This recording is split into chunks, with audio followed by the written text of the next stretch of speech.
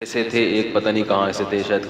تو جیسے ہی وہ آئے تو چونکہ بغیر اطلاع کے آئے تھے تو ایک دم مجھے کچھ عجیب سا محسوس ہونے لگتا ہے. کوئی بغیر اطلاع کے آ جائے نا تو میں نے ان کو اسی وقت واپس کر دیا. بعد میں مجھے بڑا افسوس ہوا. میں نے ان کے پیچھے بندہ بھی بھیجا کہ یار بلا کے لاؤ، بیچارے اتنی عقیدت میں آئے. تو وہ اگر یہاں ہیں تو وہ بیان کے بعد مجھ سے ملیں، اور اگر یہاں نہیں ہیں، کہیں لائیو بیان سن رہے ہیں یا ریکارڈنگ بیان سنیں گے تو وہ آ جائیں ملنے کے لیے.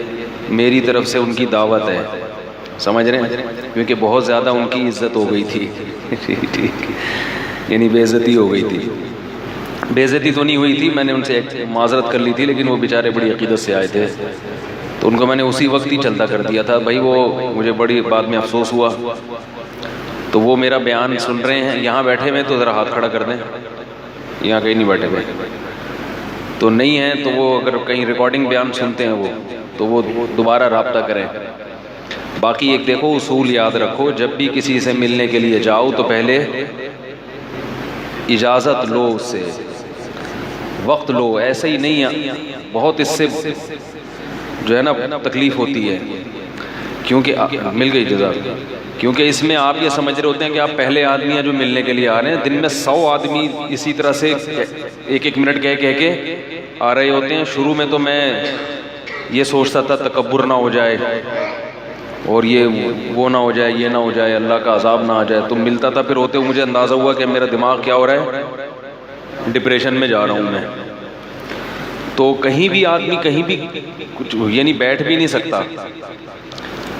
کہیں ایسے گھومنے کے لیے تھوڑا سا نکلا نا، تھوڑا سا سانس لے لوں ہوا میں، تو 5-6 آدمی آ جاتے ہیں، تھوڑا سا ٹائم چاہیے. تو بھائی جو آدمی گھوم رہا ہے اس کو گھومنے دو آرام سے، کہیں بیٹھا ہوا ہے بیٹھنے دو آرام سے، سمجھ رہے ہیں.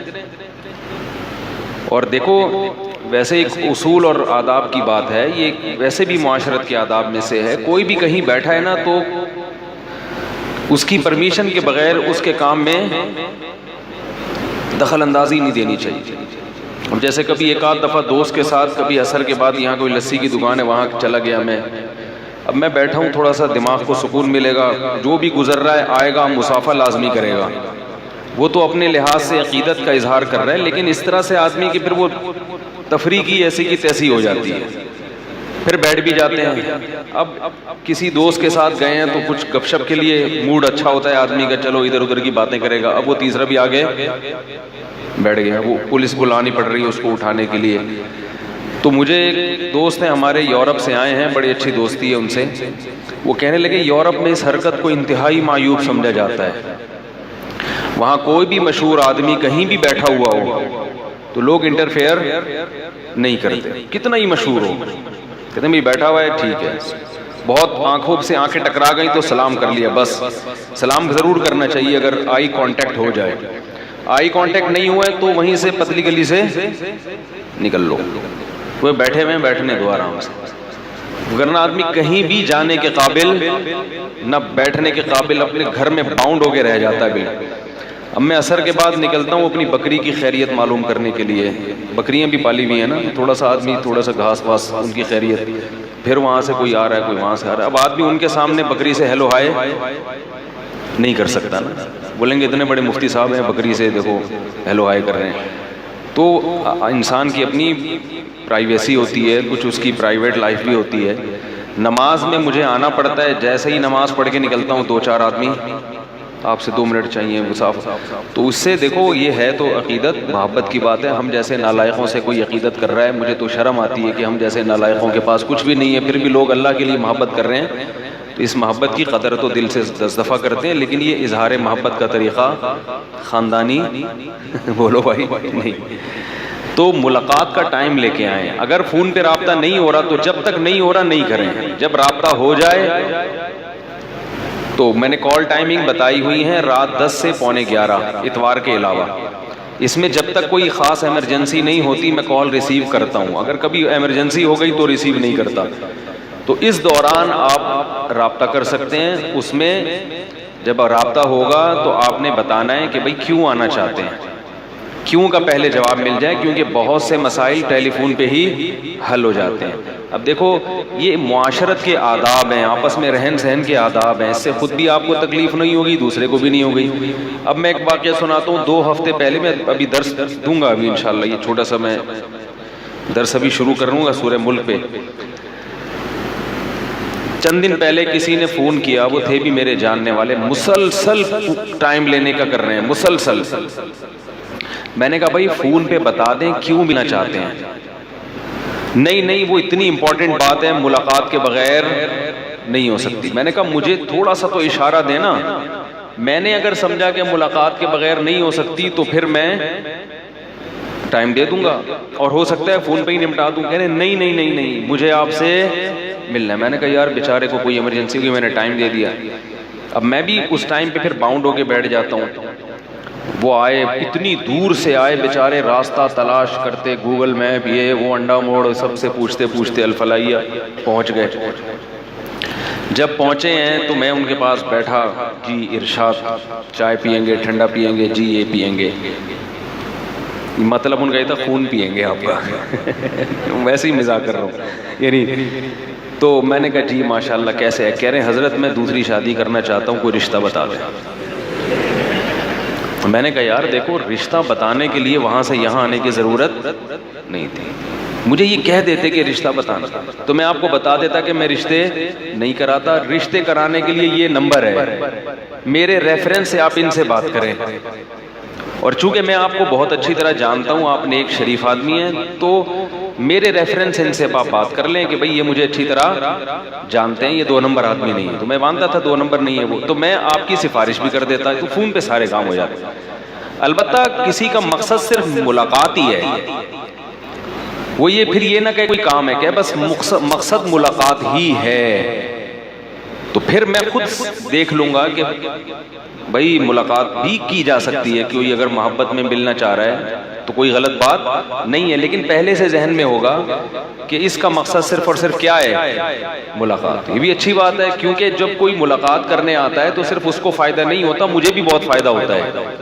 مجھے فائدہ یہ ہوتا ہے کہ مختلف ڈیزائن کے لوگ جب ہمارے پاس آئیں گے تو ہماری نالج میں اضافہ ہوگا، تجربے میں اضافہ ہوتا ہے۔ خاص طور پر دوسرے ملک سے جو لوگ ملنے کے لیے آتے ہیں، میں ان کو کبھی بھی منع بولو بھائی نہیں کرتا، کبھی بھی منع نہیں کرتا، لیکن میں ان کو ایسا ٹائم دیتا ہوں کہ میں سہولت سے اس میں ان کے ساتھ تسلی سے بیٹھ۔ کوئی ڈاکٹر ملنے کے لیے آئے کبھی بھی منع نہیں کرتا، کیونکہ میں پھر اس ڈاکٹر کو نچوڑ لیتا ہوں صحیح ہے نا؟ دمبے کی چربی، ہاں بھائی کیا آپ لوگ، کیا میں چربی پر اتنا اچھا بیان کیا، آپ لوگ کیوں اس پر وہ اعتراض کر رہے ہو بھائی؟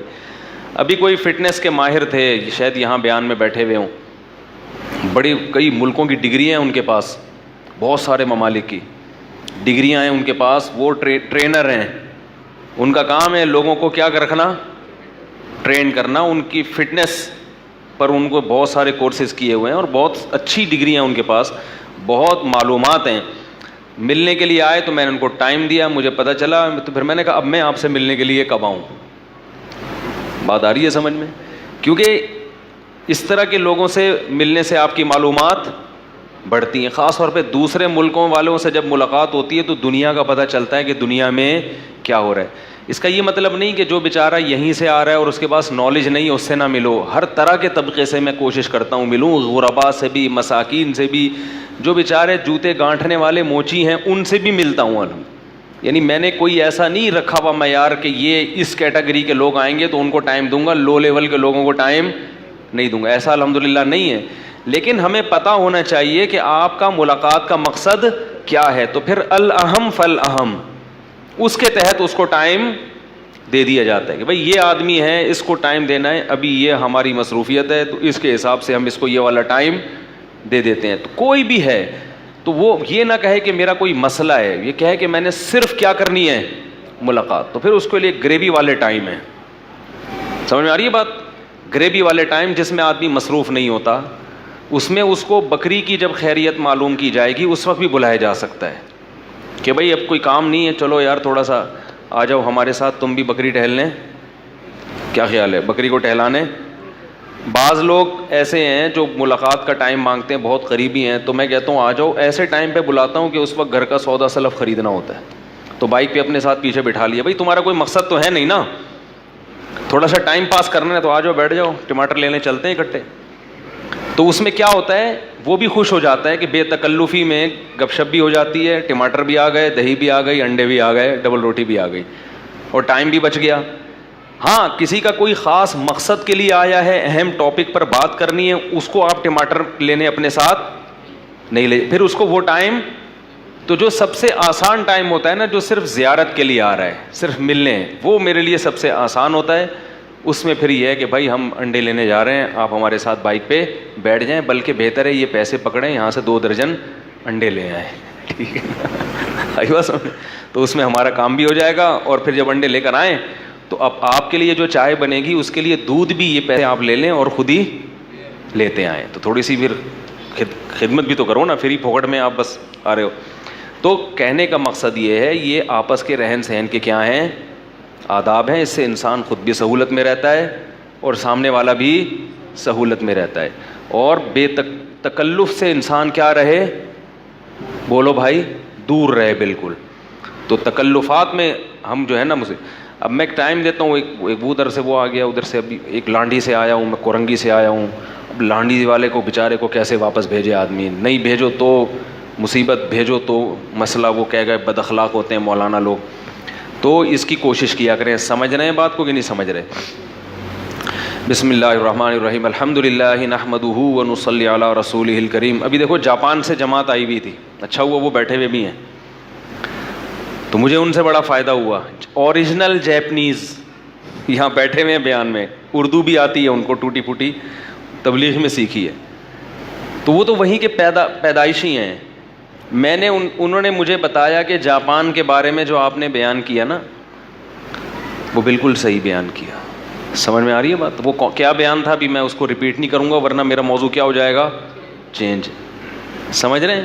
وہ جو نسل روکنے والی بات میں نے کی، اور اس کا وہاں کیا نقصان ہو رہا ہے ان ملکوں میں جہاں نسلیں روکی ہیں، تو وہ مقامی ہیں، وہاں کے نیشنل ہیں، انہوں نے بتایا کہ آپ کی بات 100% بولو بھائی درست ہے، یہ صرف دور کے ڈھول ہیں سہانے، اور انہوں نے یہ بھی بتایا، بھی بیٹھے ہوئے ہیں، اور میں نے ان کی دعوت رکھی ہے بھی، بیان کے بعد کیا رکھی ہے ان کی، تو دیکھو خاندانی زیارت ہو گئی نا، تمیز سے ٹائم لے لیا نا پہلے، تو میں نے کہا میں مزید جاپان کو کنگھالوں گا ٹھیک ہے نا، تو بلکہ میں نے ان سے یہ کہا تھا کہ آپ یہاں آئیں اور کارگزاری سنائیں، جو میرا بیان میں نے کیا تھا جاپان کے بارے میں اور ان کنٹریز کے بارے میں جہاں نسل روکی جا رہی ہے، تو نسل روکنے کے ان کو کیا نقصان ہوئے، یہ آپ اپنی زبان میں چینگ پونگ کر کے بیان کریں، پہلے چینگ پونگ کر کے بیان کریں، پھر اس کا اردو میں ترجمہ کریں، پھر لوگوں کو یقین آئے گا۔ کیا خیال ہے کہ خواتین کے کتنے حقوق ہیں ان ملکوں میں ہیں بھائی، اور مردوں کے کتنے مزے ہیں، لیبل ہے ویمن رائٹس کا، حقوق نسواں کا لیبل بہت اچھا ہے، عملاً عورتوں کی زندگی بولو بھائی برباد۔ باقی یہ مطلب نہیں کہ جاپانیوں میں کوئی خوبی نہیں ہے، بہت سی چیزوں میں وہ ہم سے بہت اچھے ہیں، ایک نمبر ہوتے ہیں، لائن میں لگتے ہیں، تمیز سے زندگی گزارتے ہیں، تو بہت ساری چیزیں بہت اچھی ہیں، لیکن چونکہ اسلام نہیں ہے، مذہب نہیں ہے، تو یوں کہہ سکتے ہیں اتنے اچھے ہو کے بھی برباد ہو رہے ہیں۔ اگر مذہب ہوتا تو پھر بہت آگے جاتے وہ، تو مذہب نہ ہونے کی وجہ سے انہوں نے بتایا کہ ڈپریشن کے سب سے زیادہ ہسپتال جاپان میں، حالانکہ سب سے زیادہ ترقی یافتہ قوم ہے، مگر ڈپریشن کے مریض سب سے زیادہ کہاں ہیں، بولو نا یار، جاپان میں سب سے زیادہ۔ تو خودکشیاں سب سے زیادہ ان کی رپورٹ تھی جاپان میں، لیکن میرا خیال ہے سویڈن کے بعد دوسرے نمبر پہ آتا ہے جاپان، جیسے کرپشن میں ہم لوگ پہلے نمبر پہ الحمدللہ نہیں ہیں، ٹھیک ہے نا، تو میں نے ان سے کہا، لیکن پھر وہ خطرہ یہ تھا کہ خام خامے ایسا نہ ہو کہ وہاں جائیں تو جاپانی گورنمنٹ ان کو تنگ کرے پھر کہ ہمارے بارے میں کیا رپورٹ پیش کر کے آئے ہو۔ تو اس طرح کے لوگوں سے میں خود ملتا ہوں، ملنا چاہتا ہوں، تو ایک اس کے تحت ہو، شیڈول کے تحت۔ اچھا بات سے بات نکلی ہے تو دیکھو کتنا اچھا کام کیا، تبلیغ کی برکت دیکھو آپ کہاں کہاں پہنچی ہوئی ہے۔ وہ تبلیغ کی برکت ہے کہ ان کو اردو بھی آ گئی اور یہ میں نے بیان میں کہا تھا نا کہ تبلیغی جماعت کے جہاں دین دنیا میں پھیل رہا ہے اردو زبان بھی پھیل رہی ہے، تو اس کے ایک جیتا جاگتا ثبوت. کیا خیال ہے بھائی؟ وہ ٹھیک ہے ان کے فادر جو ہیں اردو اسپیکنگ ہیں، مدر جیپنیز ہیں، مگر پھر بھی انسان کی جو زبان ہوتی ہے وہ مدر لینگویج ہوتی ہے. فادر تو خود وہاں پہ جیپنیز زبان بولتے ہیں نا، کیا خیال ہے؟ وہیں جیپنیز بولیں گے نا. اس کے باوجود تبلیغ کی برکت ہے کہ اردو، تو یہ اردو اسپیکنگ لوگوں پر تبلیغ کا الگ سے ایک احسان ہے کہ ان کی زبان کو دنیا میں بول لو یار پروموٹ کر رہے ہیں، پھیلا رہے ہیں اس زبان. خیر یہ تو قصے چلتے ہی رہتے ہیں. تو میں نے سورہ ملک کی تفسیر بیان کر رہا تھا کہ قرآن مجید میں اللہ تعالیٰ کا ارشاد ہے کہ اہل جہنم جب جہنم کے قریب جائیں گے تو جہنم کے داروغہ ان سے پوچھیں گے الم یأتکم نذیر، کہ تمہارے پاس کوئی ڈرانے والا نہیں آیا؟ وہ کہیں گے ہاں مگر ہم نے اس کا انکار کیا. آگے یہ آیت تو ہو گئی تھی، آگے ہے لو کننا نسمع، یہ بچے کیوں شور کر رہے ہیں بھائی؟ لو کننا نسمع او نعقل ما کننا فی اصحاب السعیر، اگر ہم سنتے یا عقل سے کام لیتے تو جہنم میں نہیں جاتے. بڑی زبردست آیت ہے. اس سے پتہ چلا کہ جہنمی کیا کہیں گے، دو مسٹیک ہوئی ہیں ہم سے، سننے میں غلطی کی ہے اور سمجھنے میں غلطی. پتہ چلا انسان کہیں بھی پہنچتا ہے نا، حق تک پہنچنے کے لیے اس کو اپنے کان صحیح رکھنے پڑتے ہیں، کانوں کا استعمال صحیح اور سوچنے کا استعمال. اگر سوچے گا درست مگر سنے گا درست نہیں پھر بھی گڑبڑ ہوگی. اگر سنے گا درست مگر سوچے گا درست نہیں پھر بھی کیا کرے گا؟ مجھے تو لگ رہا ہے نا آپ سوچ رہے ہیں نہ سن رہے ہیں. بھائی ایک کیمرہ جو ایسا لگاؤ یار جو پبلک بھی آ جایا کرے اس میں. میں بار بار بولتا ہوں بولو نا بھائی، بولو نا بھائی، پھر بھی کیمرے میں آواز نہیں آتی نا، مجھے تو پھر بھی آ جاتی ہے. لوگ کہتے ہیں پتہ نہیں کوئی جنات بیٹھے ہیں کیا ہے یہ ہے، ڈرامے تو نہیں چل رہے. تو مسلسل کیمرہ فوکس رہتا ہے میرے اوپر، اس سے بھی ایک پریشانی ہوتی ہے. تو ان سب نے کہا ایک اور کیمرہ لو تاکہ تھوڑا سا پبلک بھی دکھا دو. یہ جو ٹی وی والے تو ایسے ڈرامے کرتے ہیں کہ ایک بندہ بٹھائیں گے یوں کر رہا ہوگا نا، دو چار بندوں کو نا یوں کر کے ان کی وہ ویڈیو بنا لیتے ہیں، پھر جب بھی کوئی بیان کر رہا ہو اسی کو دکھا رہے ہوتے ہیں ریپیٹ کر کے. ایک دفعہ ہمارے ایک جامعہ کے استاذ کے ٹیلی ویژن والے انٹرویو لینے کے لیے آئے. انٹرویو لیا تو پھر کہنے لگے اب آپ نا یوں کریں. وہ کہیں کیوں کروں بھائی؟ کہہ رہے ہیں ہم کچھ آپ کے جو ہے نا وہ شارٹس لیں گے اور پھر ہم وہ چلائیں گے. انہوں نے کہا مجھ سے یہ ڈرامہ نہیں ہوتا. تو یہ جو مزاحیہ پروگرام آ رہے ہوتے ہیں نا، اس میں بھی جو لوگ بٹھائے ہوئے ہوتے ہیں وہ ان کو ایک دفعہ ہنسایا جاتا ہے ہاں ہو کر کے، وہ ریکارڈنگ ہوتی ہے. اس کے بعد پھر وہ پورے 1 گھنٹے کوئی بھی ہنستا، اتنے بور ہو رہے ہوتے ہیں وہ، تو وہی ان کا شور اور وہی ان کی ہنسی اور کہہ کے دکھا رہے ہوتے ہیں. یہ ڈرامے چل رہے ہوتے ہیں. تو ہمارے ہاں یہ ڈرامہ نہیں ہے نا، تو پھر ہم اس لیے بات بولتے ہیں بھائی ہنس لو یا رو لو، کچھ چہرے سے ظاہر کرو کہ بات سمجھ میں آ رہی ہے. تو دیکھو وہ کیا کہیں گے، نعقل او لو کننا نسمع او نعقل، سنتے یا سمجھتے تو پھر ہم جہنم میں نہ جاتے. اس کو اس اصطلاح میں کہتے ہیں دلیل نقلی اور دلیل عقلی. دلائل کی 2 قسمیں ہیں، ایک کو دلیل نقلی کہا جاتا ہے اور ایک کو دلیل، بولو بھائی، عقلی. دلیل کسے کہتے ہیں؟ اردو میں دلیل کہتے ہیں، دلیل کی ڈیفینیشن کسی شے کا ایسا ہونا کہ اس کے تصور سے کسی دوسرے شے کا تصور پیدا ہو جائے.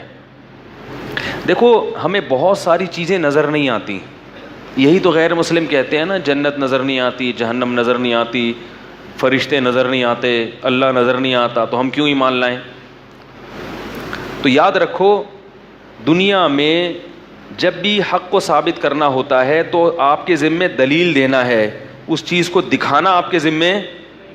عدالت میں جب کیس چلتا ہے، عدالت میں جب کیس چلتا ہے کہ اس نے میرے 1 کروڑ روپے کھائے ہیں، یہی ہوتے ہیں نا عدالت میں. اس نے میرے کیا کھائے ہیں؟ 1 کروڑ روپے. جج کے پاس جب مقدمہ جائے گا, آپ نے جا کے جج کے سامنے کیس کیا, جی وسیم کباڑیے نے میرے 1 کروڑ روپے کھائے. جج جواب میں کیا؟ میں نے تو نہیں دیکھا ہیں. کبھی ایسا ہوا بھائی؟ جو ہندو لوگ کہتے ہیں کہ ہمیں تو جنت نظر نہیں آتی, ہمیں تو جہنم نظر نہیں آتی, ہم نے تو اللہ کو نہیں دیکھا. جو ایتھیس لوگ کہتے ہیں ہم تو گاڈ کو نہیں مانتے, ہم نے تو گاڈ کو نہیں دیکھا. تو میں ان سے کہتا ہوں کہ جب تم عدالت میں کیس کرتے ہو اور کہتے ہو کہ وسیم کباڑیہ نے میرے 1 کروڑ روپے, ایتھیس میں وسیم کباڑیہ نہیں ہوتا. جو ایتھیس قسم کے لوگ ہوتے ہیں نا, وہ بہت ہی ہائی پروفائل لیول ایجوکیٹڈ لوگ ہوتے ہیں زیادہ تر, کیونکہ جب پیٹ اچھی طرح بھرا ہوا ہوتا ہے نا, پھر انسان کو ہری ہری سوچتی ہے, پھر وہ اپنے رب کا, بولو بھائی, غریب آدمی انکار نہیں کرتا. اکثر یہ پیٹ بھرے ہوئے لوگوں کا کام ہے جنہیں فل تمیز سے مل رہا ہوتا ہے. سمجھ رہے ہو؟ جیسے وہ بول ٹی وی میں کی جو خاتون تھی, اس کو بہت زیادہ رزق مل گیا تھا نا, تو باپ کے آنکھوں میں آنکھیں ڈال کے کہہ رہی تھی جب کھلا نہیں سکتے تو پیدا کیوں کرتے ہو. جو بہت زیادہ پیٹ بھرا ہوتا ہے پھر ایسی باتیں سوچتی ہیں, غریبوں کو یہ باتیں نہیں سوچتی. تو وہ جو لوگ کہتے ہیں ہمیں نظر نہیں آتا, تو بھائی عدالت میں آپ نے کیس کیا کہ بھائی اس نے میرے کتنے کھائے ہیں؟ 1 کروڑ. جج کہے میں نے تو نہیں دیکھا, چلو نکلو یہاں سے. عدالت میں تو سارے کیسز وہی آتے ہیں جو جج نے دیکھے ہی نہیں ہوتے, نہ وکیل نے دیکھے ہوتے ہیں. زیادہ 99.99% کیسز وہ آتے ہیں جو کسی بھی دیکھے نہیں ہوتے. علماء کے پاس جو کیسز آتے ہیں صبح و شام, جھگڑوں کے, وراثت کے جھگڑے, میاں بیوی کے جھگڑے, اور محلے والوں کے جھگڑے, اور سیاسی جھگڑے, ان میں جس کو بھی ثالث بنایا جاتا ہے اس نے حقیقت کو اپنی آنکھوں سے نہیں دیکھا ہوتا. تو اس بیس پہ کبھی بھی کیس خارج نہیں کیا جاتا کہ چونکہ میں نے دیکھا نہیں ہے لہذا میں آپ کی بات پہ یقین نہیں کروں گا. اگر جج کہے کہ بھئی کیس خارج کرو چونکہ میں نے دیکھا نہیں ہے, تو آپ کہیں گے حضرت آپ کو اس لیے بٹھایا ہے کہ ہر چیز نظر نہیں آتی, آپ کے سامنے ہم دلیل سے ثابت کریں گے. اگر ہم ایسے دلائل دے دیں جس سے یہ ثابت ہو جائے کہ اس نے 1 کروڑ روپے کھائے ہیں, تو آپ اس بیس پہ انکار نہیں کر سکتے کہ میں نے اپنی آنکھوں سے, بولو بھائی, نہیں دیکھا.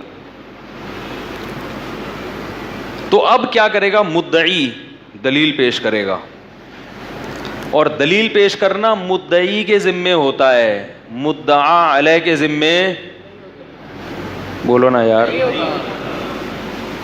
نہیں ہوتا. یہ بھی بالکل ایک بدیہی چیز ہے. جیسے غفار بھائی نے سلیم کباڑیے پہ کیس کیا, 1 کروڑ روپے میں اس نے کھائے ہیں, جج کہتے ہیں میں نے نہیں دیکھا, یہ بھی غلط. اور جج کہتا ہے وسیم کباڑیے سے کہ تم گواہ پیش کرو کہ تم نے نہیں کھائے. وہ پیش کر سکتا ہے؟ کوئی بھی گواہ کو لے کر آئے گا, گواہ کہیں انہوں نے نہیں کھائے, تو جج پوچھے گا کہ تم 24 گھنٹے اس کے ساتھ رہتے ہو ہیں بھائی؟ ہو سکتا ہے اس وقت کھائے ہوں جب تم ان کے پاس موجود نہ ہو. تو کسی چیز کے ہونے پر دلیل دی جاتی ہے, نہ ہونے پر دلیل نہیں دی جاتی. اس پر دلیل کا مطالبہ جج جو ہے وہ وسیم کباڑیہ سے نہیں کرے گا, وہ غفار بھائی سے کرے گا. غفار بھائی آپ جو کہہ رہے ہو کہ اس نے کھائے ہیں, آپ کوئی گواہ لے کر آؤ جو جن کے سامنے آپ نے اس کو 1 کروڑ دیے ہوں. کیونکہ وسیم کباڑیہ کہہ رہا ہے میں نے 1 کروڑ نہیں لیے, یہ کہہ رہے لیے, تو آپ کوئی ڈاکومنٹ, پیپر آپ کے پاس ہونے چاہیے دینے کے, نہیں لینے کے کوئی پیپر. وسیم کباڑیہ سے تمہارے پاس کوئی پیپر ہے کہ تم نے نہیں لیے؟ وہ کہے گا میرے کس کے, کل کوئی بولے گا اس کے 20 روپے کھائے ہیں, وہ 20 کروڑ کھائے ہیں, 1 ارب پیپر ہوں گے میرے پاس پھر کہ اس کے بھی نہیں کھائے, اس کے بھی نہیں کھائے. 1 ارب 22 کروڑ انسانوں میں سے کوئی بھی کیس کر سکتا ہے, تو 1 ارب 22 کروڑ پیپر ہوں گے میرے پاس کہ کسی کے بھی, بولو نا یار, نہیں کھائے. اس لیے میں وہ مسئلہ بار بار بیان کرتا ہوں, قضائے عمری بغیر پڑھے معاف ہو جاتی ہے. اس کی قرآن و حدیث سے دلیل پیش کرو. دلیل ہمارے ذمے نہیں ہے, دلیل آپ کے ذمے ہے کہ نمازیں بغیر پڑھے بھی معاف ہو جاتی ہیں. قرآن و سنت سے تو یہی ثابت ہے, جب بھی نماز قضا ہوئی توبہ بھی کی گئی ہے اور قضا بھی پڑھی گئی ہے. یہ تو آپ نے مسئلہ 15ویں صدی میں ایک بدعت نکال لی کہ 20 سال کی نمازیں اگر قضا ہو جائیں تو بس توبہ کافی ہے. اس کی کیا قرآن و سنت میں دلیل ہے؟ اس کی تو کوئی بھی دلیل نہیں ہے. تو دلیل مدعی کے ذمے ہوتی ہے. وسیم کباڑیے سے نہیں پوچھا جائے گا کہ آپ پیپر لے کر آؤ کہ آپ نے نہیں کھائے. نہیں کھانے کے پیپر نہیں ہوتے, پیسے نہیں لینے کے پیپر نہیں ہوتے, پیسے دینے کے پیپر ہوتے ہیں. کاش کوئی پولیس والا ہوتا ہے یہاں پہ. اب سمجھو بات کو. اب کیا ہے, سلیم غفار بھائی نے پیپر پیش کر دیے اور گواہ بھی پیش کر دیے, انگوٹھے بھی, شناختی کارڈ بھی, دیکھو اس نے 1 کروڑ روپے لیے ہیں. اب کیس کی نوعیت کیا ہو گئی؟ چینج. اب جج پوچھے گا لینا تو ثابت ہو گیا. اب وسیم کباڑیے سے کہے گا کہ یہ تو ثابت ہو گیا کہ تم نے 1 کروڑ لیے ہیں. تو وسیم کباڑیے کہتے ہیں ہاں لیے ہیں, وہ تو ثابت ہو گیا, مانتا ہوں, لیکن میں دے چکا ہوں. اب اس پر دلیل کس کے ذمے ہے؟ وسیم کباڑیے کے ذمے. جب لینا ثابت ہو گیا تو اب واپسی یہ ایک نئی چیز ہے. اب اگر جج بے وقوف ہو, جیسے کہ ہمارے ایک جج نے کہا ہے کہ چھوڑو یار, ججوں کے پیچھے نہیں پڑنا چاہیے, جج بہت اچھے ہوتے ہیں, ٹھیک ہے نا, تو وہ پھر بیان کا ٹاپک چینج ہو جاتا ہے. تو وہ جج نے اب کیا کیا کہ غفار بھائی سے کہا کہ تم کوئی پیپر پیش کرو کہ اس نے پیسے واپس نہیں کیے. تو اب یہ جج کی کیا ہوگی؟ بے وقوفی. بھائی پیسے لینا ثابت ہو گیا, یہ کہہ رہا ہے دیے ہیں, تو کس کے سامنے دیے ہیں؟ کوئی گواہ لے کر آؤ, کوئی پیپر. تو اب پیپر پیش کرنا یا گواہ پیش کرنا کس کے ذمے ہے؟ مقدمے کی نوعیت کیا ہو گئی؟ چینج. اور آسان مثال میں سمجھاتا ہوں, میں اس لیے کہہ رہا ہوں کہ مفتیوں کو بے وقوف مت سمجھا کرو. اور یہ جو نئی نئی فلمیں مارکیٹ میں آ رہی ہیں, قضائے عمری کے دلائل, یہ سب بیچارے وہ لوگ ہیں جو علم سے فارغ ہیں. علم سے کیا ہیں؟ فارغ ہیں. ان کو چند حدیثیں یاد ہو جاتی ہیں, ان کے نمبر یاد کر لیتے ہیں اور بیٹھ کر لوگوں کو مفتی بن کے فتوے جھاڑنا شروع کر دیتے ہیں.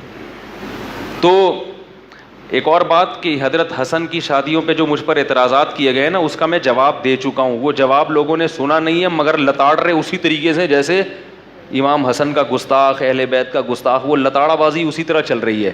اس کا میں پورا دلائل سے جواب دے چکا ہوں کہ اس میں کوئی گستاخی نہیں ہے. وہ پورا سن لیں پھر تبصرہ کیا کریں. جب تک سنا نہ ہو ایک دم کسی پر مخالفت کرنا شروع کر دینا, یہ علمی خیانت ہے. خیر, تو اس سے کیا پتا کیا بات کر رہا تھا یار,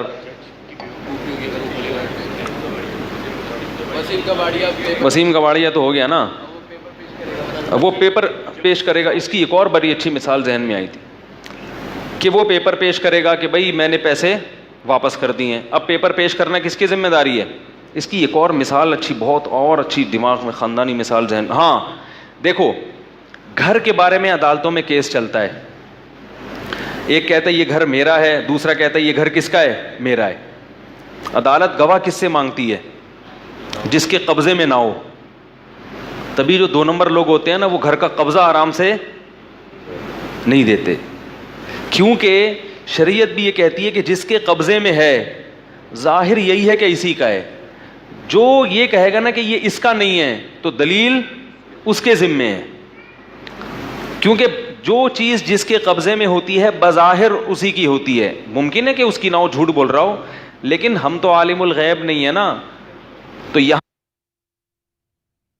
ہم دلیل کس سے مانگیں گے؟ جس کے قبضے میں ہے اس سے نہیں. ڈاکومنٹس کا مطالبہ کس سے ہوگا؟ جو یہ کہہ رہے کہ یہ میرا گھر ہے حالانکہ اس کے قبضے میں نہیں ہے, اس سے مانگا جائے گا. بھائی پیپر لے کر آؤ اور گواہ لے کر آؤ.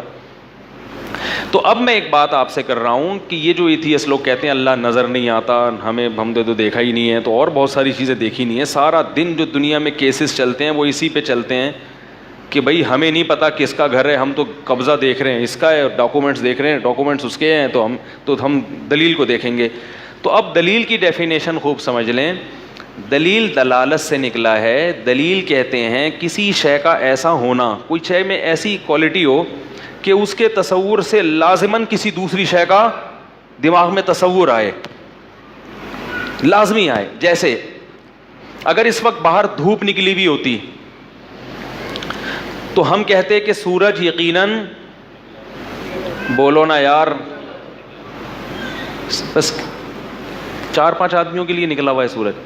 اگر یہاں ابھی تو دھوپ نہیں ہے بلکہ اندھیرا ہے نا باہر، یقیناً سورج نہیں ہے، تو یہ اندھیرا دلیل ہے سورج کے نہ ہونے کی.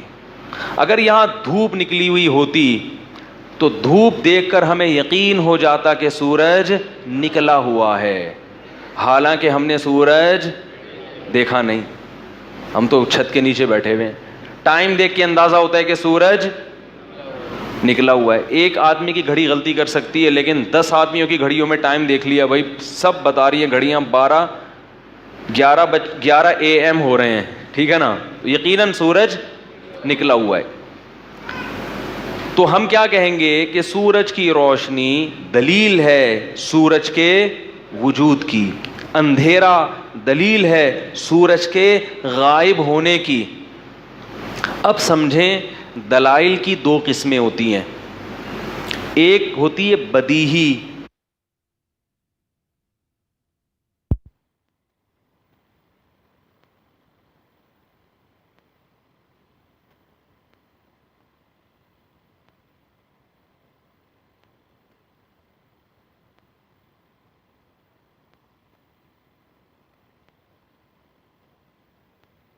دلیل، اور ایک ہوتی ہے نظری. بدیہی دلیل وہ ہوتی ہے کہ جس میں سوچنا فوراً فیصلہ کرو. اس میں ایتھیس بھی فیصلہ کرے گا، کافر بھی، مسلمان بھی، پاگل بھی، عقل مند بھی، یعنی ہر قسم کا طبقہ، کیونکہ اس میں سوچنے کی ضرورت نہیں پڑتی. جیسے دھوپ، یہ اس کی بولو بھائی نہیں کرے گا، اور اس میں آزمائش نہیں ہے. مثال کے طور پر آپ کسی کی آزمائش کرو، پہلی پوچھو بتاؤ بھائی میں بڑی خاندانی پہلی یہ دھوپ نکلی ہوئی ہے تو بتاؤ کہ یہ کیا اس کی علامت ہے کہ سورج نکلا ہوا ہے یا نہیں نکلا ہوا. یہ ایسی پہلی پوچھی جائے گی کسی سے، یا کسی کا امتحان لیا جا سکتا ہے؟ وہ جواب دے کہ نکلا ہوا ہے، آپ کہیں یار سلام ہے بھائی تمہاری ذہان. جیسے وہ یہ میں لطیفہ نہیں سنا رہا، یہ بہت اہم پوائنٹ کی بات بتا رہا ہوں آپ کو، جس طرف میں آ رہا ہوں آہستہ آہستہ. تو ہمارے حضرت ایک واقعہ سنایا کرتے تھے. ابھی یہ کہیں رہ نہ جائے، بہت قیمتی بات ہے اس کو، یہ دھوپ والی مثال جو ہے نا، دلیل بدیہی اور نظری. ہمارے حضرت ایک واقعہ سنایا کرتے تھے کہ یہ جو پہلے گاؤں کے بڑے بڑے وڈیرے ہوتے تھے، بڑے مالدار ہوتے تھے، سب گاؤں کی بات نہیں ہے، تو ان میں بعض بڑے بیوقوف ہوتے تھے. تو ہمارے حضرت اس پہ بتایا کرتے تھے کہ دولت کے لیے دماغ ہونا ضروری نہیں ہے، یعنی دولت اس بات کی دلیل نہیں ہے کہ اس کے پاس دماغ بھی ہے. بیوقوفوں کو بھی اللہ بہت پیسہ دے دیتے ہیں. تو ایک بیوقوف تھا بڑا وڈیرا، بہت اللہ نے دولت دی، عقل بالکل نہیں تھی، اور جب دولت آتی ہے تو شو مارنے کا شوق بھی بہت آ جاتا ہے. یہ شو کہ میں سب سے زیادہ دنیا میں کیا ہوں، ذہین ہوں. تو وہ وڈیرا نا اپنی دھاک بٹھانے کے لیے کہ میں بہت ذہین ہوں، اس نے اپنے نوکر سے کہا کہ مجھ سے کوئی پہیلی پوچھ تاکہ میں اس کا جواب دوں تو میری ذہانت کا سکہ بیٹھ جائے. لوگ بولیں بھائی آج تک تو ہم یہ سمجھتے تھے کہ آپ کے پاس صرف پیسہ ہے، اب پتہ چلا کہ پیسے کے ساتھ اللہ نے آپ کو دماغ بھی دیا، عقل بھی دی ہے. پھر کان میں اس سے بولا کہ پہلی اتنی آسان ہونی چاہیے کہ مجھے جواب آتا ہو، ایسا نہ ہو کہ پھنس جاؤں، اور اگر مجھے جواب نہیں آیا نا تو وہ خبر لوں گا تیری نسلیں یاد رکھیں گی. ایسی ٹھکائی لگاؤں گا. ایسی مشکل سی پہلی نہ پوچھ لینا، بہت آسان پوچھنا، اتنی آسان ہو کہ مجھے کان میں اس کو بول رہا ہے کہ مجھے اس کا جواب آئے، اور اگر مشکل پوچھ لی نا جواب نہیں آیا ایسی کی تیسی کر دوں گا. اور پھر بتانا بھی خود ہی کہ میں نے صحیح جواب دیا، یا امپائر بھی خود ہی بننا، ریفری بھی خود ہی بننا. تو اب اس نے، یہ بیچارہ پھنس گیا. یہ عقلمند آدمی تھا جو اس کا غلام تھا، نوکر. اب اس نے بولا یار کوئی ایسی پوچھو جس کا جواب اس کو آتا. بہت سوچ سمجھ کے نا اس نے بہت آسان سی پہیلی بنائی. وہ ہمارے حضرت کی جو مدر لینگویج تھی وہ پنجابی تھی، تو حضرت یہ لطیفہ پنجابی میں سنایا کرتے تھے. تو وہ مزہ پنجابی میں ہی ہے، مجھے نہیں آتی، میں ٹوٹی پھوٹی پنجابی تھوڑی سی بولنے کی کوشش کروں گا تاکہ تھوڑا سا اصل اوریجنل لطیفے کے قریب ہو جاؤں. تو وہ جو نوکر تھا نا وہ کہنے لگا وڈیرے سے کہ وہ حضور ایک مخلوق ہے, پونچھ گھمیندی ہے, پونچھ یعنی دم گھماتی ہے, اور اکثر چولہے کے گرد رہندی ہے, یعنی چولہے کے گرد گھومتی ہے. پھر بھی غلام کو خیال ہوا ابھی بھی یہ نہیں بتا سکتا, پھر پورا کہ میاؤں میاؤں کرہندی ہے, میاؤں میاؤں کرہندی ہے. بوجھ یعنی بوجھ کے کیا جواب ہے. اب یہ فنٹر نہ سوچ رہے ہیں, اتنا صاف بول دیا میاؤں میاؤں کرہندی ہے. یہ کافی دیر سوچ کے بولتا ہے کوکیڑ. کیا ہے؟ مرغا. اب اس نے بولا بیٹا اگر میں نے بول دیا غلط جواب تو میری آئی شامت. تو یہ تھا ہوشیار. اس نے کہا حضور اتنی مشکل پہیلی بولی تھی میں نے, لگتا ہے کسی نے توانو دسیا ہے یا پتہ نہیں کسی نے بتایا ہے. یہ اتنی ذہانت نہیں ہوتی کسی انسان میں کہ وہ خود ایسے نتیجے تک پہنچ جائے. لگتا ہے کسی نے بتایا ہے کان میں, کسی سے پوچھ کے جواب دے رہے ہو. تو کہتا ہے نہیں نہیں عقل جی دوڑ ہے. یہ کیا ہے؟ عقل جی, عقل کی دوڑ ہے. سمجھ میں آ رہی ہے بات؟ تو یہ جو دلیل ہے نا, یہ جو میاؤں میاؤں کرہندی ہے, یہ سب بدیہی ہیں. یہ کس بات, یہ کس طرف اشارہ ہو رہا ہے؟ بلی. اس میں کسی سے پہیلی نہیں پوچھی جائے گی, اس میں آزمائش بھی نہیں ہے. سورج کی روشنی دیکھ کر اندازہ لگانا کہ سورج ہے, تو سورج کی روشنی دلیل بدیہی ہے, نظری بولو بھائی نہیں ہے. اور ایک دلیل وہ ہوتی ہے, اچھا یہ جو سورج والی دلیل ہے تو پاگل سے پاگل بھی کہے گا بھائی روشنی ہے تو سورج ہے. اس میں پوری دنیا میں کوئی بھی آپ سے اختلاف نہیں کرے گا, سوائے اس کے کہ جو بیچارہ دماغی صلاحیت ہی نہ ہو نا, پاگل ہو, مجنون ہو, دیوانہ ہو, وہ ایک الگ بات. جس میں بھی عقل ہے وہ کبھی بھی سورج کی روشنی کا انکار نہیں کرے گا. دلیل کی دوسری قسم ہوتی ہے نظری. نظر کہتے ہیں عربی میں فکر کو, غور کو. یہ وہ ہوتی ہے کہ جو ہو تو دلیل, لیکن اس میں آپ کو تھوڑا سا غور کرنا پڑے, پھر آپ نتیجے تک پہنچو. جو غور کرے گا وہ پہنچے گا, جو غور نہیں کرے گا وہ بولو بھائی نہیں پہنچے گا. ہوتی وہ بھی دلیل کا مطلب ہے کہ اس سے اصل نتیجے تک تو پہنچنا ہے ہی, لیکن لاشعوری طور پر آپ نہیں پہنچو گے کہ آپ کو سوچنا نہ پڑے, بلکہ آپ کو کچھ صغرے کبرے اور تانے بانے دلائل کے ملانے پڑیں گے. بات آ رہی ہے سمجھ میں؟ کچھ سوچنا پڑے گا آپ کو.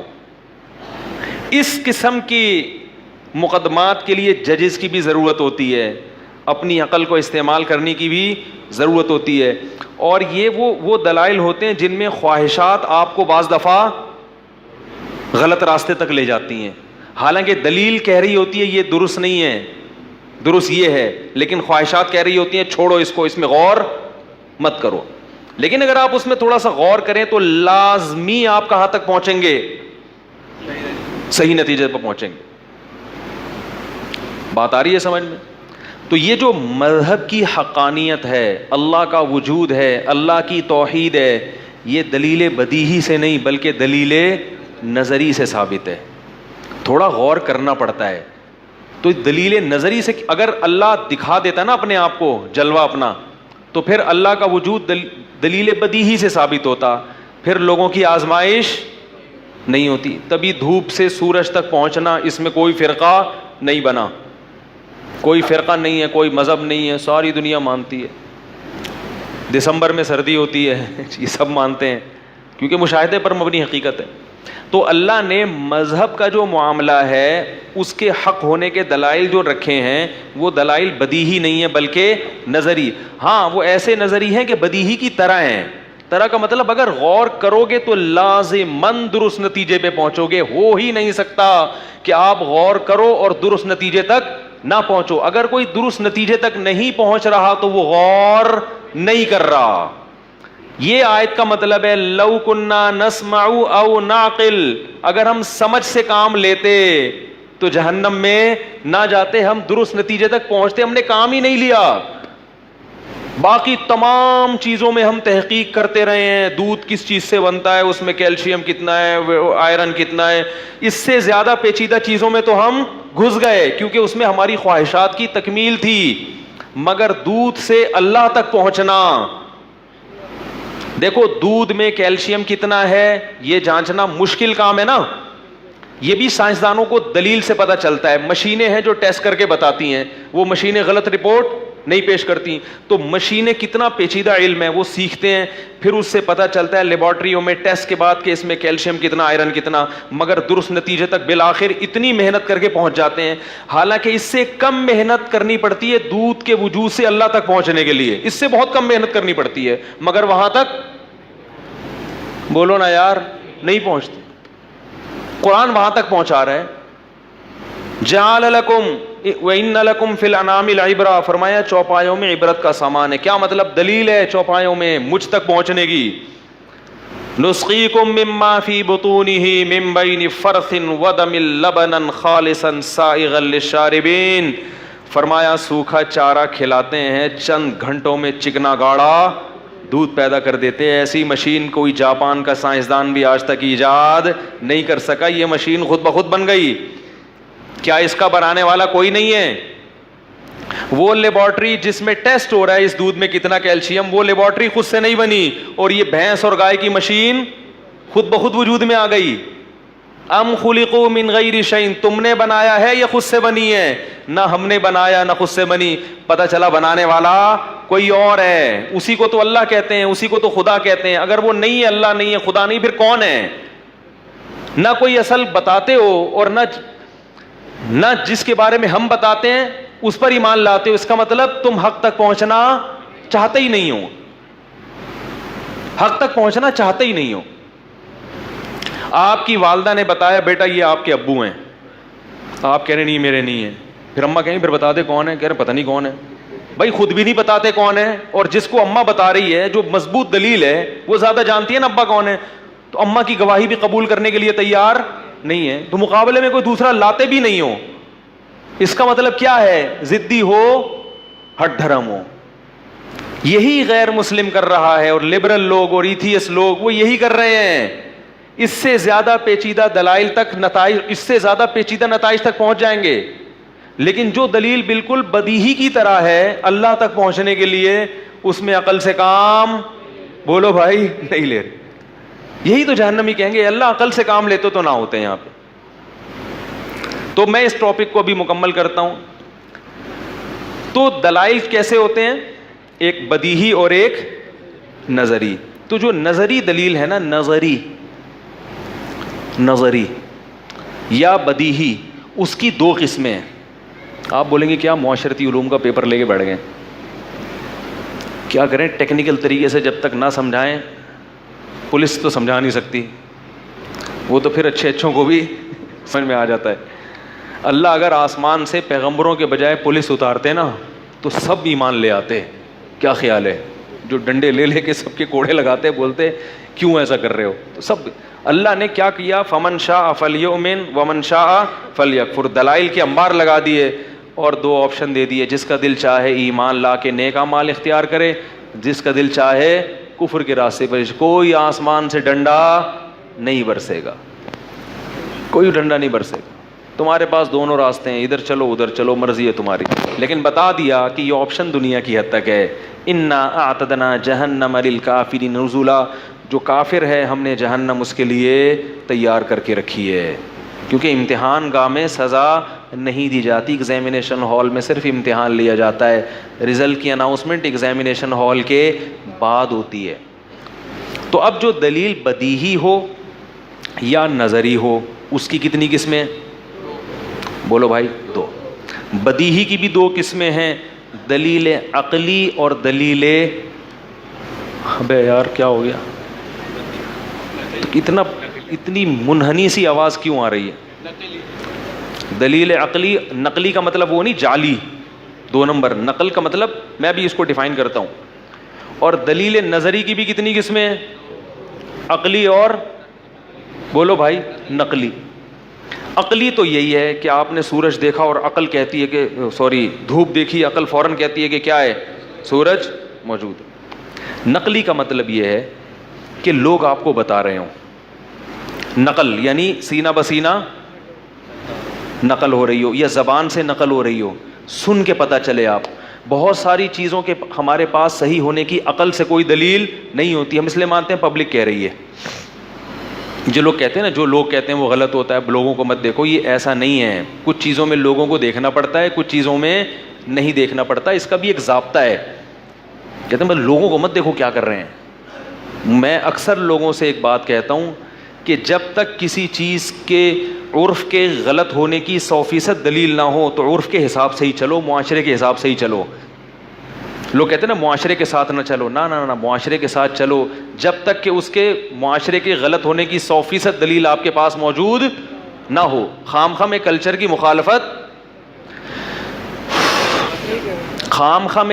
مخالفت کر کے فنڈر گیری اور فنڈر بننے کی کوشش مت کرو.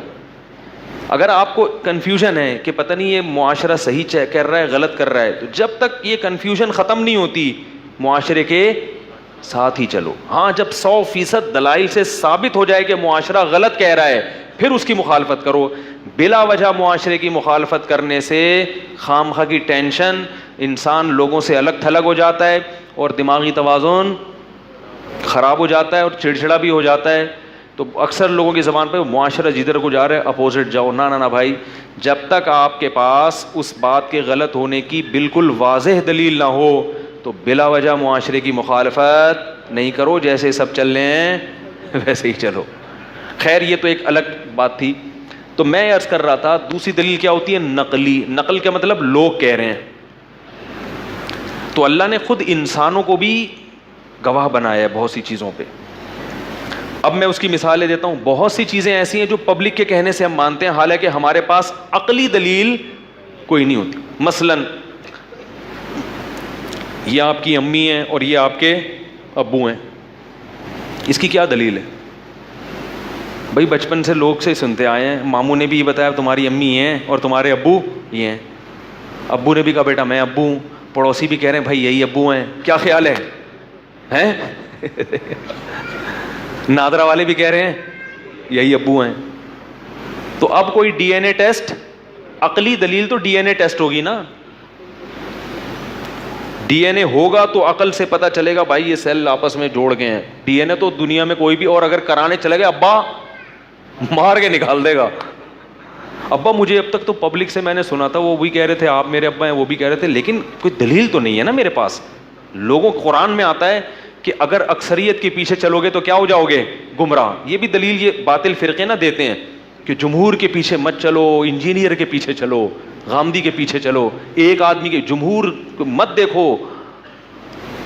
جماعت المسلمین جب نئی نئی مارکیٹ میں آئی ہے نا, وہ تو اب ان کے پارٹ 1 پارٹ 2 پارٹ 3 بن کے ان کا خود ہی کا بیچاروں کا پھر یہ تو پارٹ 2 تھے, سنا تیسرا بھی آ گیا ہے. اب ہمارے لیے کام آسان ہو گیا. پہلے ہمیں ان سے گھنٹوں گھنٹوں مناظرے کرنے پڑتے تھے, اب آسان ہو گیا کیونکہ یہ دلیل دیتے ہیں کہ حدیث میں آتا ہے جماعت المسلمین کو فالو کرو. اس لفظ سے بہت دھوکہ دیتے تھے. یہ حدیث میں یہ نہیں آئے دیوبندی کے پیچھے چلو, اہل حدیث کے پیچھے چلو, بریلوی میں جماعت المسلمین. تو جماعت المسلمین پوری دنیا میں صرف وہ کہتے تھے ہم ہیں.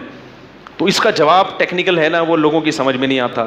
اب اللہ نے کام اتنا آسان کر دیا. اب میرے پاس کوئی بھی آتا ہے کہ حضرت وہ جماعت المسلمین والے کہہ رہے ہیں حدیث میں تو جماعت المسلمین کا ہے, دیوبندی بریلوی اہل حدیث حنفی شافی کچھ بھی نہیں ہے. تو میں کہتا ہوں ان سے پوچھو حدیث میں جماعت المسلمین پارٹ 1 کے بارے میں آئے یا پارٹ 2 کے بارے میں آئے ہیں؟ دونوں کا یہی دعویٰ ہے. تو پارٹ 1 اور پارٹ 2 کا تو اس کے بعد سے جماعت المسلمین کا فتنہ یہ ہوتا ہے. اتنی محنت کرتے ہیں اور ایک ہوا میں تحلیل ہو جاتے ہیں. یہ جتنے باطل لوگ ہیں نا یہ جھاگ کی طرح اوپر جاتے ہیں, ایسا لگتا ہے پوری دنیا میں اب یہی چھا جائیں گے, تھوڑے دنوں میں اسی اسپیڈ سے بیٹھتے ہیں یہ. اس لیے ان لوگوں سے زیادہ متاثر ہونے کی ضرورت نہیں ہے. ان باطل لوگوں میں ایک فتنہ بہت اسپیڈ سے پھیلا ہے, وہ ہے قادیانیت کا. اس کے خلاف جتنا کام ہونا چاہیے تھا اتنا ہوا نہیں ہے. ختم نبوت والوں کی عظمت کو سلام کہ انہوں نے بہت محنت کی ہے, مگر ان کا جس طریقے سے ساتھ دینا چاہیے تھا اور جس طرح بہت زیادہ اور بھی ایجوکیٹڈ لوگ اس میں آنے چاہیے تھے تو وہ کام ہوا نہیں ہے. تبھی یہ لوگ اور غیر مسلموں جو ریاستیں ان کو بھرپور سپورٹ کر رہی ہیں. خیر, تو ہمیں ابا کا پتہ کیسے چلا؟ لوگوں نے بتایا. بھائی جہاں بھی ملتے ہیں بھائی ابا ہیں. اب اگر ڈی این اے ٹیسٹ کرانے کے کوئی جائے گا تو ابا اس کو جان سے مار دے گا, بولے گا کمبخت تو تفتیش کر رہے ہیں میرے بارے میں. اسی طرح اماں کا بھی بچپن تو یاد نہیں ہوتا نا کسی کو, کیا خیال ہے کہ اماں کون تھی, تو بس سب دیکھ رہے ہیں یار یہ ہمیں گود, حالانکہ سوتیلی مائیں بھی تو گود میں اٹھاتی ہیں. تو اب اس میں تفتیش کی ضرورت نہیں ہے. یہ ہے نقلی دلیل مگر بدیہی ہے. بدیہی کیا مطلب؟ اتنے سارے لوگ غلط بات پر جمع نہیں ہو سکتے. اتنے سارے لوگ غلط بات پہ اس وقت تو جمع ہو سکتے جب ان کا کوئی مفاد ہو. کوئی مفاد بھی نہیں ہے تو پھر اتنے سارے لوگ غلط بات پہ جمع نہیں ہو سکتے. اتنے سارے لوگ جھوٹ نہیں بول سکتے. اس لیے فقہاء نے لکھا ہے کہ اگر کوئی میاں بیوی کسی گھر میں رہتے ہیں, ان کے پاس کوئی ڈاکومنٹس نہیں ہے, کوئی گواہ نہیں ہے, لیکن لوگوں میں شہرت ہو گئی کہ یہ کیا ہے میاں بیوی, تو بس اتنی شہرت کافی ہے. اتنی شہرت کیا ہے؟ اب یہ نہیں کہ کوئی کہہ رہے ہیں میاں یہ بیوی ہے تو آپ کو کاغذ دکھاؤ. حکومت تو کاغذ اس لیے مانتی ہے نا کہ وہ پڑوسیوں سے بار بار تھوڑی آگے پوچھے گی, نادرا والے تھوڑی آگے پوچھیں گے, بھائی ان کے پاس اتنا ٹائم نہیں تو انہوں نے پھر ڈاکومنٹیشن کا سسٹم رکھا ہوا. ورنہ عام آدمی کے لیے اتنا کافی ہے کہ لوگ کہتے ہیں کہ یہ کیا ہے بھائی میاں بیوی, بس اتنا کافی. اور اب جب نکاح کے کاغذات نہیں بنا کرتے تھے اس وقت یہی سسٹم ہمیشہ سے چلتا چلا رہا. بھائی لوگ جن کو میاں بیوی مانتے ہیں تو ہم بھی ان کو کیا کہتے ہیں میاں بیوی. ان پہ کوئی تہمت نہیں لگا سکتا, وہ تہمت لگائے گا تو تہمت لگانے والے کو کوڑے لگیں گے. تو یہ دلیل ہے بدیہی ہے مگر ہے نقلی, عقلی نہیں ہے, کیونکہ پبلک کے کہنے سے ہمیں پتہ چلا ہے. اور کچھ دلائل ایسے ہوتے ہیں جو نقلی ہوتے ہیں مگر نظری ہوتے ہیں, بدیہی نہیں ہوتے. جیسے ابھی سلیم کباڑیے کی طرف آ جاتے ہیں. غفار بھائی نے کہا کہ سلیم کباڑیے نے مجھ سے 1 لاکھ روپے لیے ہیں. جج بولتا ہے کہ دلیل لے کر آؤ کیونکہ میں نے اپنی آنکھوں سے دیکھا نہیں. 2 گواہ لے آیا. کون لے کر آیا؟ غفار بھائی. 2 گواہ لائے. 2 گواہ کہہ رہے ہیں ہاں جی انہوں نے 1 کروڑ لیے ہیں. تو جج محض گواہوں کے آتے ہی فیصلہ نہیں کرتے. جج بولے گا یہ ایسا تو نہیں کوئی اس کے چاچے مامے ہوں ہیں بھائی, ان کا کوئی مفاد ہو, اس نے ان سے پیسے بولو یار کھائے ہوئے ہوں, جھوٹے گواہ ہوں, تو وہ جرح کرے گا. وہ کیا کرے گا؟ جرح کرے گا, دیکھے گا, اور اطمینان کے لیے مزید گواہ بھی طلب کر سکتا ہے کہ یار اور 8-10 لے کر آؤ. تو یہ دلیل نقلی ہے مگر نظری, بدیہی بولو نا یار نہیں. تو یاد رکھو یہ جو جہنمی کہیں گے لو کننا نسمع او ناقل, ہم سنتے, یا سننے کا کیا مطلب دلیل نقلی پہ غور کرتے اور نقل کو سنتے, یا عقل سے کام لیتے دلیل عقلی میں غور کرتے, دونوں میں سے کسی بھی میں بھی غور کر لیتے تو یہاں تک نہیں پہنچتے. نہ ہم نے نقل کو سنا کہ پیغمبر کیا کہہ رہے ہیں اور پیغمبروں سے نقل کرنے والے علماء کیا کہہ رہے ہیں, نہ کبھی ہم نے ان کو غور سے سنا, مولویوں کی مخالفت میں ہی زندگی گزر گئی. کبھی ایسا نہیں ہوا کہ علماء کے بیانات جا کے سنے, تسلی سے بیٹھے. ان کے بابا دور دور سے مولوی ایسے ہوتے ہیں, مولوی یوں ہوتے ہیں, مولوی لڑائی کرواتے ہیں, مولوی اختلافات کرواتے ہیں. ابے ان کو تو پتہ ہی نہیں ہے, تو لاؤڈ اسپیکر پہ پہلے جھگڑتے تھے, اب سب کے ہاتھ میں یہی لوگوں کے اعتراضات. سنا ہی نہیں. اور عقل سے بھی کام کہ خود سوچ لیتے, دودھ میں غور کرتے, شہد میں غور کرتے, ستاروں سیاروں میں غور کرتے, کائنات کی وسعتوں میں غور کرتے, انسان کی باڈی میں غور کرتے. وفی انفسکم, اللہ کہہ رہے تمہارے اندر بہت سارے دلائل رکھ دی ہم نے. اپنی ذات میں غور کرو گے تو تمہیں اپنی ذات میں اللہ کا وجود نظر آئے گا. اور جب اللہ تک پہنچو گے, پھر اللہ تک پہنچنا, پھر اللہ تک جب پہنچ گئے تو یہ تمہیں کسی اور طرف رہنمائی کرے گا. پھر وہ کیونکہ اگر آپ اللہ تک پہنچ گئے تو اتنا کافی نہیں ہے. اللہ کو تو ہندو بھی مانتے ہیں اور عیسائی بھی مانتے ہیں. پھر اللہ کا وجود خود اس بات کی دلیل ہے کہ اس نے اپنے بندوں کو پیدا کر کے چھوڑا نہیں ہے, کیونکہ اللہ ہے اور اس کا بندوں سے کوئی کنیکشن نہیں ہے. یہ والا اللہ, یہ اللہ کو بھی قبول نہیں ہے. یہ ایسے ہی جیسے آپ امریکہ میں گئے, آپ مانتے ہو امریکہ کی گورنمنٹ ہے, گورنمنٹ کا عوام سے لنک کیا ہے, قانون کیا, کہنے کوئی لنک نہیں ہے, ویسی گورنمنٹ ہے, وہ گورنمنٹ ہے, وہ حکومت ہے بھائی. تو اس کا کوئی لا ہے, لا وہ کچھ نہیں ہوتا بھائی. اپنی منمانی زندگی گزارو, میری مرضی, ریڈ سگنل پہ گاڑی روکوں یا چلاؤں, پولیس والے کو ٹکر مارتا ہوا نکل جاؤں, کسی کو قتل کروں نہیں کروں, جرمانہ ٹیکس یہ سب پھٹیکیں میں نہیں جانتا. یہ مولویوں کی, امریکہ کے مولویوں کی کیا ہیں یہ ٹینشنیں ہیں. تو گورنمنٹ چھوڑے گی اس کو؟ بولے گی ایسی گورنمنٹ کا کو مانا کیوں جس کا کوئی لا ہی نہیں ہے. تو اللہ تک پہنچنے کے بعد خود بخود عقل کہے گی بھائی وہ اللہ کا بندوں سے کوئی رشتہ ہے, وہ ایسے ہی عرش پہ بیٹھا ہے بس حکومت کر رہا ہے, اس کا کام کائنات بنانا, انسان کو بنانا اور پھر تماشا دیکھنا کہ بھائی جو مرضی کرتے رہو. ایسا نہیں ہوتا. اگر عقل سے کام لیں گے تو یہ بھی دلیل نظری ہے, بدیہی نہیں ہے. بدیہی ہوتی تو سارے گورے مسلمان ہو چکے ہوتے, سارے ہندو مسلمان ہو چکے ہوتے.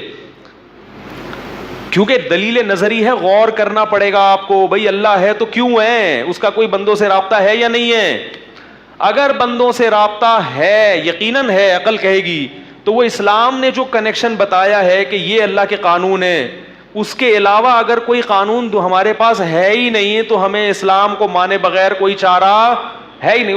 اس کے علاوہ تو کسی کے پاس لا ہی نہیں ہے نا. ارے بھائی آپ امریکہ گئے, آپ کو کسی نے بتایا یہاں کوئی گورنمنٹ بھی ہے, کوئی جنگل نہیں ہے, تو پہلے تو آپ اس پہ غور کرو کہ واقعی گورنمنٹ ہے یا نہیں ہے. تو آپ دیکھو کہ گورنمنٹ جنگلوں میں نہیں ہوتی. کیا خیال ہے؟ اب تو جنگلوں میں بھی ہوتی ہے, لیکن چلو فرض کرو آپ کہو گے یار ایک ٹریفک ایک تمیز سے چل رہی ہے بھائی, پولیس والے کھڑے ہوئے ہیں, ہر چیز ایک نظم سے, ہسپتال بنے ہوئے ہیں, تو جہاں بھی مینجمنٹ ہوگی, جہاں بھی یعنی ایک انتظام ہوگا, وہاں کوئی نہ کوئی مینجمنٹ ہوگی. تو مان لیا کہ یہاں کوئی حکومت, اس دلیل سے آپ کہاں تک پہنچے, حکومت تک پہنچ گئے. بھائی گورنمنٹ ہے یہاں پہ, کیونکہ یہ شہر نہیں ہوتا ورنہ جنگل بنا ہوتا, جس کی لاٹھی اس کی بھینس, یہ بنا ہوا ہوتا. کوئی حکومت ہے. اب جب حکومت ہے تو اس کا کوئی لا بھی ہے یا نہیں. اگر عقل سے کام لوگے تو اس بات تک پہنچو گے کہ یقیناً لا ہے. امریکہ میں جا کے کیونکہ عقل سے کام لینا پڑتا ہے, آپ کو پتا ہے اگر لا کا انکار کر دیا تو جیل ہو جائے گی. اللہ کو ماننے کے بعد اللہ کے لا کا انکار کرنے پر جیل نہیں ہوتی, بلکہ زندگی اور مزے کی ہوتی ہے. اس لیے اللہ کو تو مان لیتے ہیں, اللہ کے احکام کو تسلیم کرنے کے لیے تیار نہیں ہوتے, کیونکہ اس میں خواہشات قربان کرنی پڑتی ہیں. وہاں دلیل نظری میں غور و فکر نہیں کی جاتی. میں اپنی بات سمجھا پا رہا ہوں؟ نہیں آ رہی؟ اب آپ یہاں تک بھی پہنچ گئے کہ امریکہ کا لا بھی ہے, یہاں تک بھی پہنچ گئے. اب وہ لا کون سا ہے, وہ لا کون سا ہے؟ ایک آدمی کہتا ہے یہ جو تمہیں لا نظر آ رہا ہے, یہ جو وکیل پیش کر رہے ہیں کہ بھئی یہ لا ہے, یہ سگنل توڑو گے اتنا جرمانہ, یہ توڑو, یہ لا غلط ہے. آپ کا صحیح لا کیا ہے؟ وہ کہے میرے پاس نہیں ہے صحیح لا. بھئی صحیح کیا ہے؟ تو دوسرا کوئی پیش کرو نا. جب ہے ہی نہیں تو پھر یہی صحیح ہے بھائی جو وکلا بیان کر رہے ہیں. کیونکہ یہ بھی اگر غلط ہوتا تو پھر گورنمنٹ بتاتی کہ یہ غلط لا پیش کیا جا رہا ہے, ٹیلی ویژن میں اناؤنس ہوتا, اصل لا وہ جج کے پاس ہے جو غار سرہ مرہ میں بیٹھا ہوا ہے. آئی بات سمجھ میں؟ تو اسی طرح اگر اسلام کو نہیں مانتے, اسلام نے جو قوانین بتایا کہ اللہ ان چیزوں سے خوش ہوتا ہے, ان چیزوں سے ناراض. اسلام کہتے ہیں اللہ زنا سے خوش نہیں ہوتا, اللہ گے میرج سے خوش نہیں ہوتا, اللہ تعالیٰ دیر سے شادی سے خوش, بولو نا, نہیں ہوتا, اللہ بہنوں کی وراثت کھانے سے خوش نہیں ہوتا, بیوی کا مہر دبانے سے خوش نہیں ہوتا, اللہ تعالیٰ باپ کے سامنے اف کرنے سے خوش نہیں ہوتا, ماں کے سامنے اف کرنے سے خوش نہیں ہوتا, اولڈ ہاؤس میں جمع کرانے پر اللہ راضی نہیں ہے. شادی شدہ عورت زنا کرے گی تو اللہ کہتے ہیں پتھروں سے مار کے گورنمنٹ اس کو ہلاک کرے, اتنا بڑا جرم. چوری سے خوش, چوری کرو گے, اللہ کہتا ہے, حکومت کو کہتا ہے, آپ خود سے نا حرکتیں نا شروع کر دیں, حکومت کو کہتا ہے کہ چور کا ہاتھ کاٹو, زانی کو 100 کوڑے لگاؤ چوک میں کھڑا کر کے, داڑھی کاٹنے کی اجازت اللہ بول دے کیوں نہیں بھائی, نہیں معذرت کے ساتھ بھائی جو اللہ کا قانون تو یہی ہے نا, اب کیا کریں, مجبوری ہے. تو میں نے بنایا ہوتا تو میں کہہ دیتا.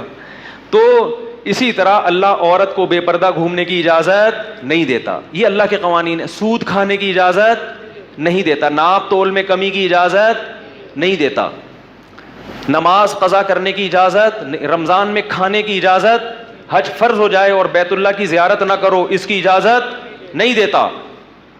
سر کے بال جو اونٹ پٹانگ ہیں, آدھا سر گنجا آدھا میں بال جیسے گورے رکھتے ہیں, کٹورا رکھ کے بال کٹا لی, اتنے مختلف قسم کے فیشن, اللہ اس کی اجازت نہیں دیتا, کیونکہ تغییر خلق اللہ, جو انسان کی اللہ نے ایک بناوٹ بنائی ہے اس میں کانٹ چھانٹ کی اجازت نہیں دیتا. اللہ عورت کو ناخن بڑھانے کی اجازت فیشن کے لیے نہیں دیتا. اللہ عورت کو آئی بروز بنانے کی اجازت, سب لوگ بول لیں یاد ہو جائے گا, آئی بروز بنانے کی عورت کو اللہ اجازت نہیں دیتا.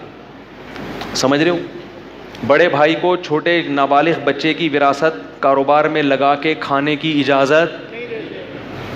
ابے قرآن میں خود اللہ نے, میں اپنی طرف سے نہیں بول رہا بھائی, قرآن میں جہاں بھی یتیم کی بات آئی ہے نا کہ یتیم کا مال جو کھاتے ہیں وہ آگ کے انگارے کھا رہے ہیں, لوگ پتہ کیا سمجھتے ہیں, عیدی سینٹر میں کسی یتیم کے چپل چرانا مراد ہے. یہاں پہ یتیم کا مال کا مطلب جو عرب کہایا کرتے تھے وہ مراد ہے کہ جب باپ کی ڈیتھ ہو گئی تو بڑا بھائی چھوٹے بھائی کی وراثت کھا جاتا تھا, کہ میں ہوں نا بھائی, ساری وراثت کھا گیا تو اس کا تھوڑا عید بقرعید پہ کپڑے بنا دیے. کیا خیال ہے بھائی؟ یا بہنوں کی تو اب بھی دبا کے ماشاءاللہ کھائی جا رہی ہے, معاف کرا لیتے ہیں ان سے. اللہ نے یہ تو قرآن میں کہیں نہیں کہا بہنوں سے معاف کراؤ, اللہ نے کیا کہا ہے, للذکر مثل حظ الانثیین, جتنا تمہیں ملے گا اس کا آدھا کس کو دو, بہن کو دو.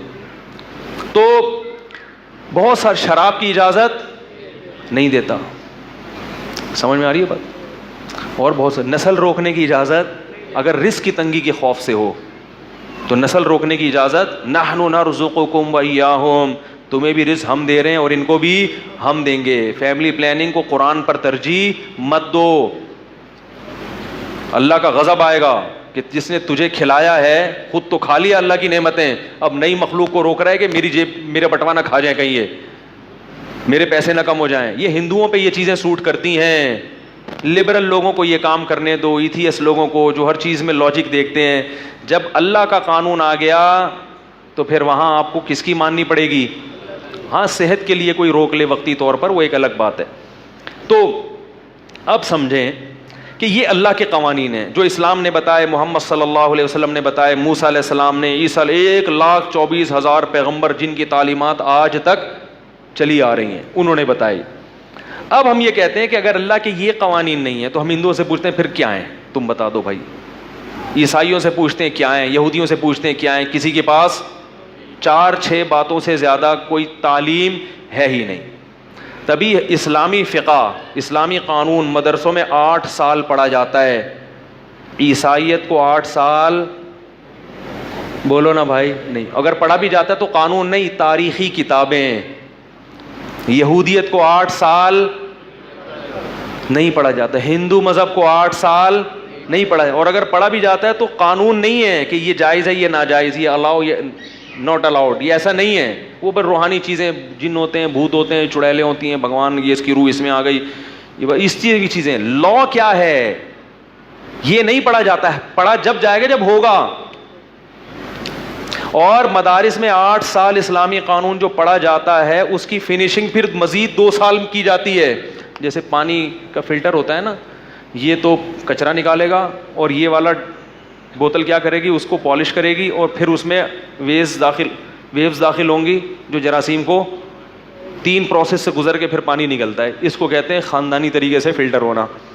کیا خیال ہے, کیا خیال ہے بھائی؟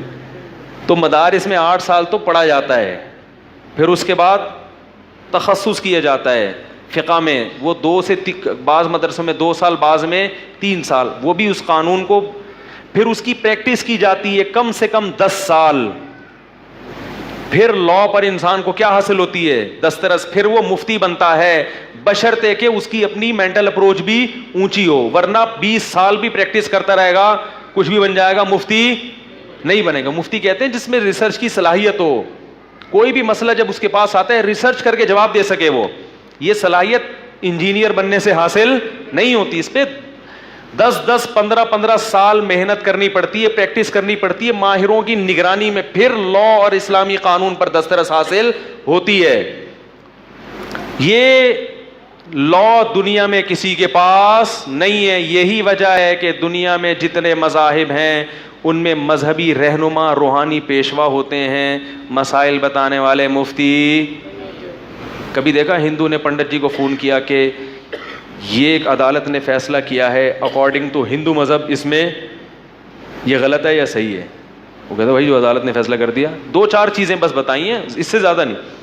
مفتیوں کے پاس تو میں اگر اپنا نمبر 24 گھنٹے کے لیے کھول دوں تو 24 گھنٹے کالز آتی ہیں، حالانکہ میں کوئی بہت بڑی چیز نہیں ہوں. میں تو بڑے بڑے علماء دنیا میں موجود ہیں، 24 گھنٹے کال آتی ہیں. کیا پوچھنے کے لیے یہ جائز ہے یا ناجائز ہے، یہ الاؤڈ ہے یا ناٹ الاؤڈ ہے، پرمیشیبل ہے یا اس کی پرمیشن ہے یا نہیں ہے، طلاق ہو گئی کہ نہیں ہوئی، وراثت کے مسائل ہیں، خاندانی جھگڑوں کے اسلام کیا کہتا ہے اس کے بارے میں، تجارت کے مسائل ہیں، اسلام کیا کہتا ہے اس کے بارے میں.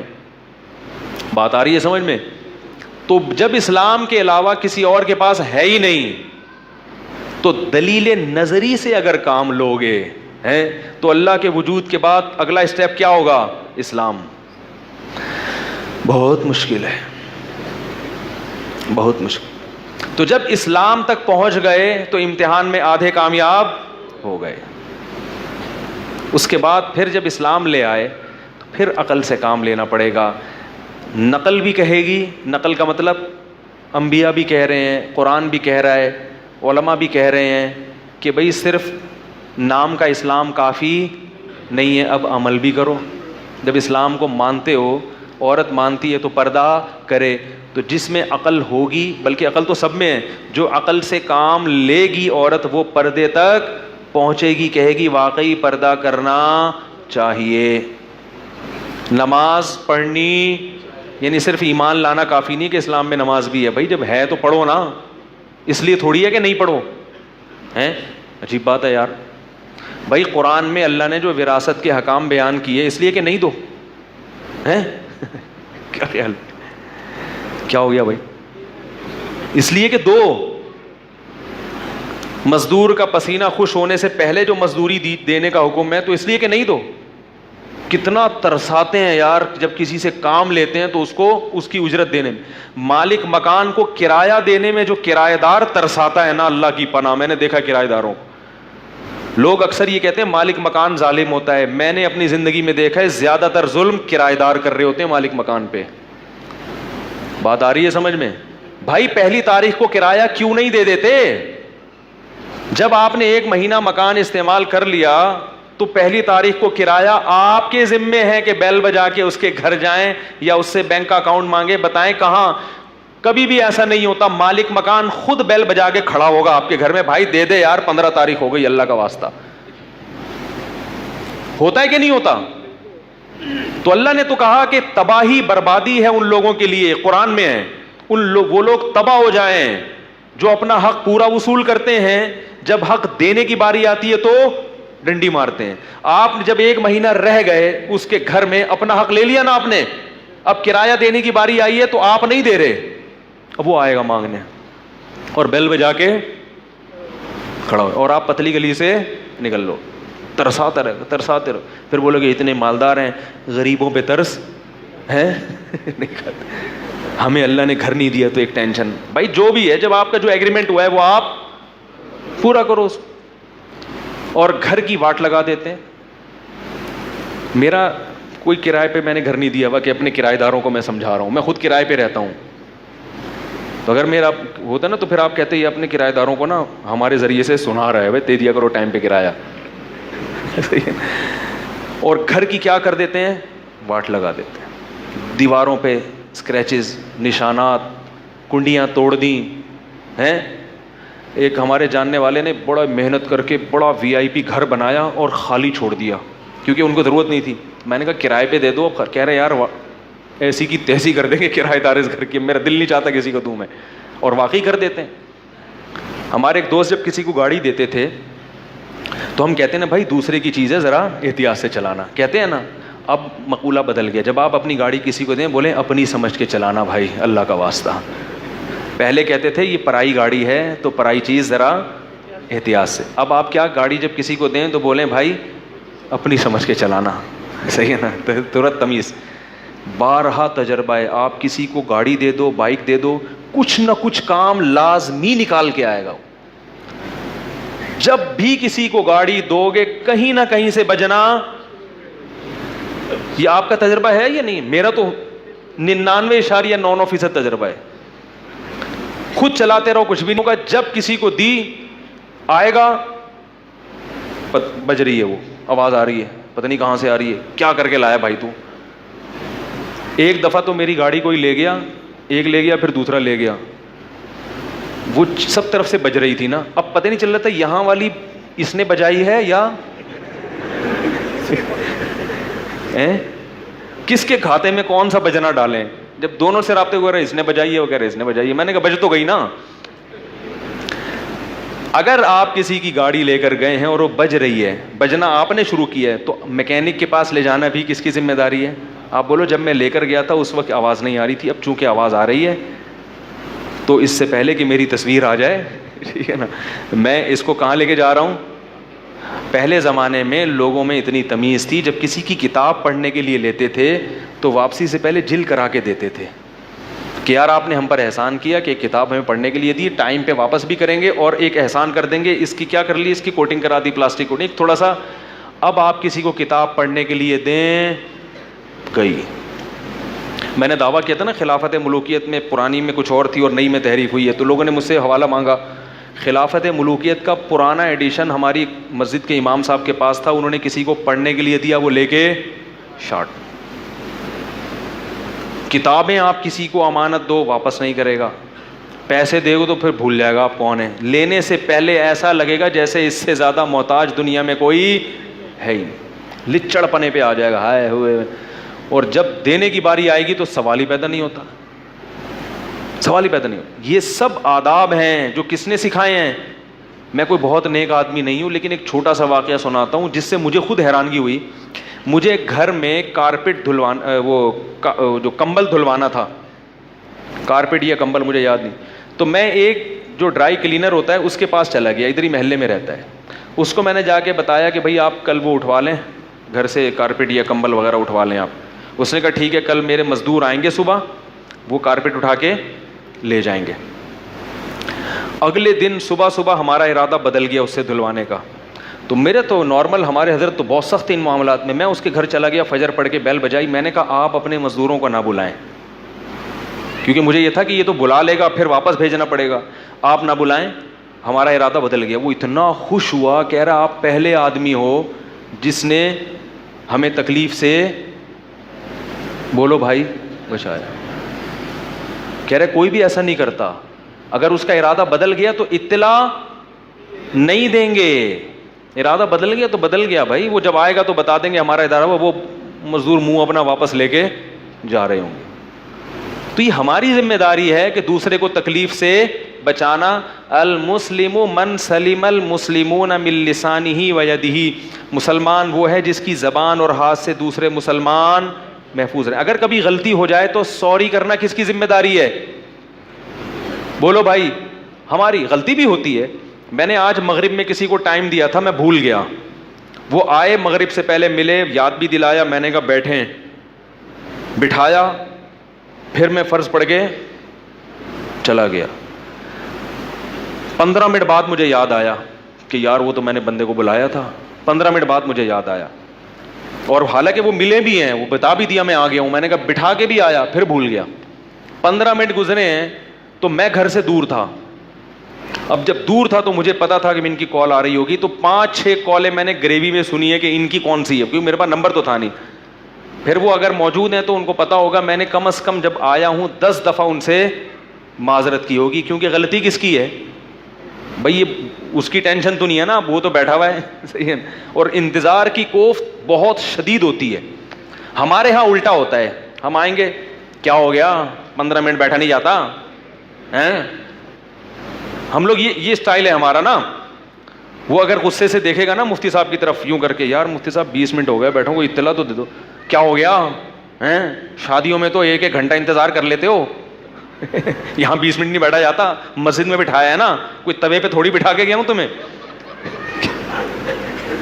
کوئی توے پہ بٹھا دیا, کیا خیال ہے بھائی, بھائی کوئی تندور میں بٹھا کے آ رہا ہوں تمہیں میں.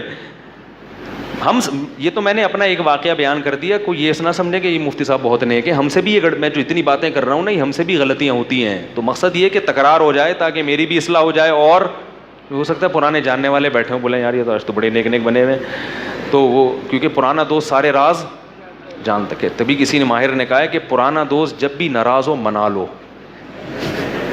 کیونکہ وہ تمہارے سارے راز جانتا ہے, یہ نا, اس کو تو لازمی منا دو. تو کوشش تو بہرحال کرنی چاہیے نا, اچھی بات کرے انسان اور کوشش.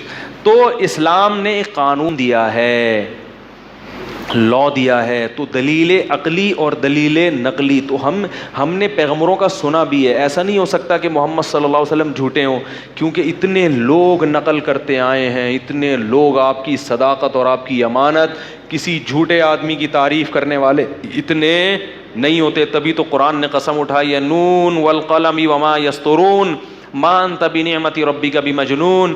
مشرکین کہتے تھے آپ پاگل ہیں, معاذ اللہ دیوانے ہیں. اللہ نے کہا قلم کی قسم اور ان تحریروں کی قسم جو قلم سے لکھی جائیں گی, اے محمد تو دیوانہ نہیں ہے. اس وقت یہ آیت سمجھ میں نہیں آئی تھی مشرکین کے, آج سمجھ میں آتی ہے کہ اگر وہ دیوانے ہوتے تو قلم سے ان کے اقوال اتنے نہ دنیا میں سب سے زیادہ کسی کی زندگی پہ لکھا گیا ہے تو وہ محمد صلی اللہ علیہ وسلم ہے, جن کی سیرت دنیا میں سب سے زیادہ تعریف اللہ کے بعد اگر کسی کی گئی ہے تو وہ محمد. اور ریٹن تعریف تقریروں میں اس کے علاوہ دنیا میں کسی کی زبان سے نکلے ہوئے لفظ کو ریٹن فارم میں اتنی زیادہ تعداد میں اگر لایا گیا ہے تو وہ صرف کون ہے؟ محمد صلی اللہ علیہ وسلم. دنیا میں کسی کی اداؤں کو اتنا زیادہ ریٹن فارم میں لایا گیا ہے, ادا ہنستے کیسے تھے, چلتے کیسے تھے, کھانا کیسے کھاتے تھے, کیا کھاتے تھے, سب سے زیادہ کس کے بارے میں لکھا گیا ہے؟ محمد صلی اللہ علیہ وسلم. دنیا میں کسی کے قول کو کی حفاظت اتنی مضبوط بنیادوں پہ ہوئی ہو کہ پوری سندیں چلتی ہوں, حدثنی فلان قال حدثنی فلان قال حدثنی فلان قال حدثنی فلان قال سمعت ابا ہریرہ قال سمعت النبی صلی اللہ علیہ وسلم یقول, مجھ سے فلاں نے, مجھ سے فلاں نے, مجھ سے فلاں نے. یہ بھی ریٹن فارم میں حدیثوں کی کتابیں. اتنے اقوال کسی کے بھی, کسی دیوانے کو دنیا میں اتنی عزت نہیں ملتی. اگر ملے تو اس کا مطلب یہ ساری دنیا پاگل ہے. پھر کیا خیال ہے بھائی؟ اگر یہ پڑوسی بھی کہہ رہے ہیں آپ کے ابو ہیں, وہ پڑوسی بھی کہہ رہے ہیں آپ کے ابو ہیں, آپ کی امی بھی کہہ رہی ہیں, تو اس کا مطلب یا تو واقعی آپ کے ابو ہیں, ورنہ سب کیا ہیں؟ پاگل ہیں. اور سب پاگل نہیں ہو سکتے بھائی, کیونکہ سب پاگل کا مطلب آپ خود پاگل ہوگے بھائی. پھر اتنے لوگوں کو پاگل کہنے سے بہتر ہے کہ اس کو پاگل خانے میں, ورنہ پوری دنیا پاگل خانے میں ہوگی, آپ اکیلے گھوم رہے ہوگے کہ میں دنیا میں کیا ہوں. تو بہتر نہیں ہے کہ اس کو اندر کر دو, باقیوں کو کیا کر دو؟ باہر نکال دو. کیا خیال ہے بھائی؟ پھر محمد صلی اللہ علیہ وسلم کی جو تحریریں محفوظ ہوئی ہیں, جن لوگوں نے نبی کی حدیث کو نقل کیا, ان لوگوں کے حالات زندگی بھی ریٹن فارم میں, بولو بھائی, محفوظ. قلم سے ان کی بھی سوانح لکھی گئی ہیں. تو اللہ نے فرمایا قلم گواہی دے گا اور اس کی تحریریں گواہی دیں گی کہ یہ مجنون نہیں ہے. کیا مطلب؟ یہ دلیل نقلی ہے. یہ کتابیں جو صدیوں سے چلی آ رہی ہیں حدیث کی اور آپ کے اقوال کی اور آپ کے اداؤں کی, سب نقل کرتے چلے آ رہے ہیں. نقل کتاب سے بھی ہوتی ہے, ریٹن میں بھی, زبان سے بھی. یہ بھی اس بات کی علامت ہے کہ اتنے سارے لوگ غلط بات پہ جمع نہیں ہو سکتے, جبکہ ان کا مفاد بھی نہیں ہے. مفاد انکار میں ہے, کیونکہ انکار کرو گے تو شراب حلال ہو جائے گی. کیا خیال ہے؟ انکار کرو گے تو نماز کی چھٹی, رمضان کی چھٹی. محمد صلی اللہ علیہ وسلم کو نبی مانو گے تو 5 لاکھ حج پہ فرض لگانا پڑے گا. کیا 5-6 لاکھ روپے کم سے کم خرچہ ہے. داڑھی رکھنی پڑے گی, نماز پڑھنی پڑے گی, زکوٰۃ دینی پڑے گی. مسلمان صدقات و خیرات جو پورے سال کرتا ہے نا, اس کو ایک طرف رکھو اور پوری دنیا کے غیر مسلموں کی جو فنڈنگ ہے ان کو ایک پلڑے میں رکھو. مسلمانوں کی فنڈنگ 1000 گنا بڑھ جائے گی, کیونکہ وہ جو صدقات و خیرات ہے اس کا حکم کون دے رہا ہے؟ اللہ. صرف ایک بقرعید پہ جو مسلمان گوشت جانور ذبح کر کے گوشت کھلاتا ہے نا, وہ ایک طرف, اور غیر مسلموں کے پورے سال کے خرچے ایک طرف رکھو. تو یہ بقرعید پہ جو مسلمان خرچ کر رہا ہے, یہ خرچ کیا ہو جائے گا؟ بڑھ جائے گا. پھر زکاتیں جو نکلتی ہیں, صدقہ فطر, پھر وہ بچوں کے صدقے ہیں بھائی, اللہ نے مصیبت سے بچا لیا بھائی, غریب کو کھلا دو. پھر چلتے پھرتے ادھر سے دیکھا ہے نا ہم نے, تو بے دینوں کو بھی دیکھا ہے جو مسلمان ہیں, ادھر سے 5 روپے اس کی جیب میں ڈال دیے, ادھر سے 20 روپے اس کی جیب میں ڈال دیے, ادھر سے چپکے سے بھی دے رہے ہیں, علانیتاً بھی دے رہے ہیں, اتنا خرچ کیا جا رہا ہے. تو یہ محمد صلی اللہ علیہ وسلم کو اگر انکار کر دیں تو یہ سارا خرچہ کیا ہو جائے گا, بچ جائے گا. پھر بیوی بچوں پہ بھی خرچ کر رہا ہے مسلمان. یہ ٹینشنیں, بولو نا یار, بولتے کیوں, ڈرو نہیں. یہ ٹینشن بھی کون اٹھا رہا ہے, مسلمان اٹھا رہا ہے. تو پھر اولاد بھی مسلمانوں کی زیادہ ہوتی ہے, تو باپ اپنے بچوں پہ بھی 8 9 10 بچوں پہ خرچ کر رہا ہے. غیر مسلم اولاد پہ بھی خرچ.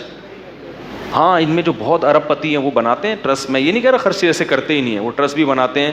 لیکن میرے بھائی وہ جو ٹرسٹ بناتے بھی ہیں ان کو پتہ ہے ہمارے مرنے کے بعد کوئی اولاد تو ہے نہیں, کچھ بھی نہیں ہے, تو کیا کرنا ہے. ہمارے لیے صدقہ مشکل ہے کیونکہ ہمیں پتہ ہے پیچھے اولاد بھی ہے, بیوی بھی ہے, بچے بھی ہیں, اور آگے ان کی ذمہ داری بھی ہے. پھر صدقہ کرو تو پتہ چلے گا. وہ جو ہے نا, وہ کون سا سافٹ ویئر کا مالک ہے, بل گیٹ سے پھر پوچھوں گا وہ رنگی ٹاؤن میں ہسپتال بنا کے دکھا بھائی, تو تیری 4 بیویاں ہوں اور 18 بچے ہوں, پھر بنا کے دکھا, کیا خیال ہے, اور تیری آمدن اتنی ہو جتنی مسلمانوں کی ہوتی ہے. میں یہ نہیں کہہ رہا وہ اس نے بنا کے غلط کام کیا ہے, جو اچھا کام جو بھی کرے اس کو اپریشیٹ کرنا چاہیے.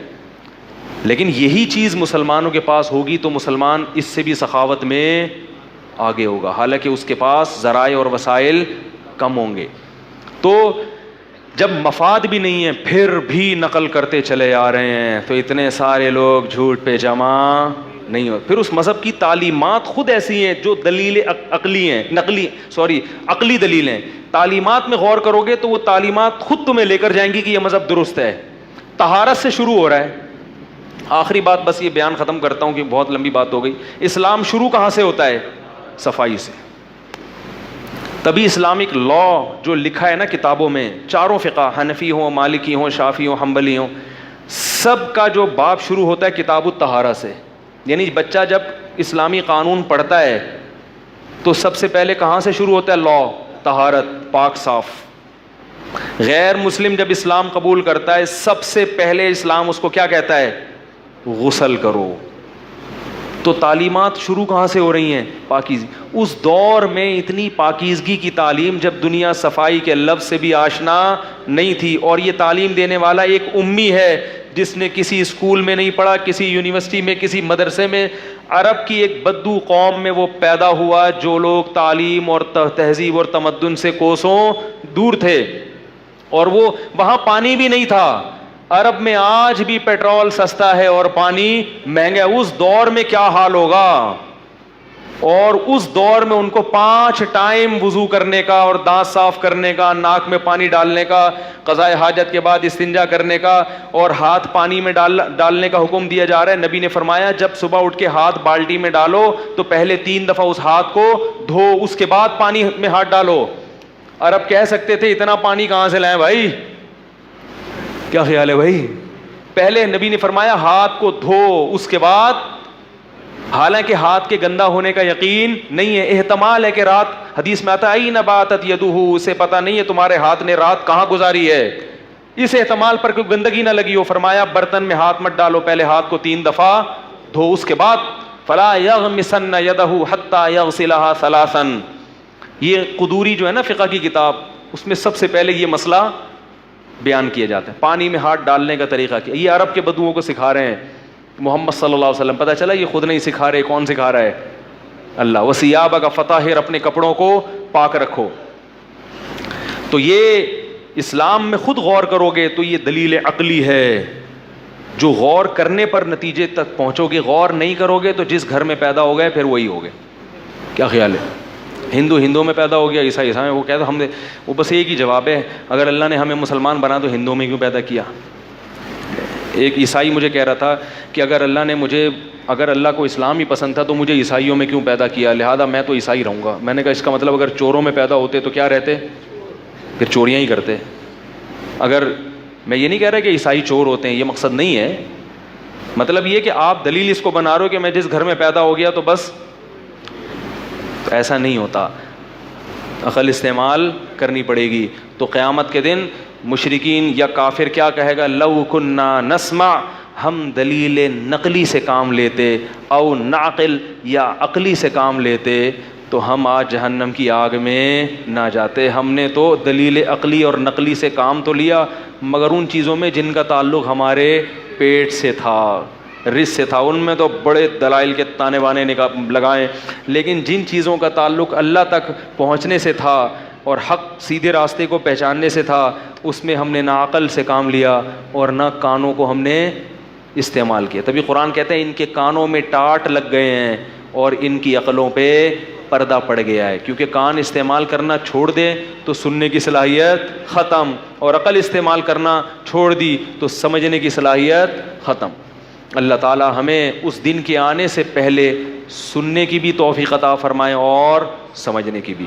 وہ دے دیں سوالات کی پرچیاں, جو حضرات جانا چاہیں جا سکتے ہیں, وقت بہت زیادہ ہو گیا ہے, اور جو بیٹھنا چاہیں وہ بیٹھ بھی سکتے ہیں, لیکن اب آپ کی اپنی مرضی پر ہے, ٹھیک ہے نا. اب یہ بیان ختم ہو گیا کیونکہ وقت بہت زیادہ ہو جاتا ہے, بہت سے لوگ دور دور سے آتے ہیں, پریشان ہو جاتے ہیں, تو جو جانا چاہیں بالکل اجازت ہے, اور جو بیٹھنا چاہیں ان کو بھی اجازت ہے.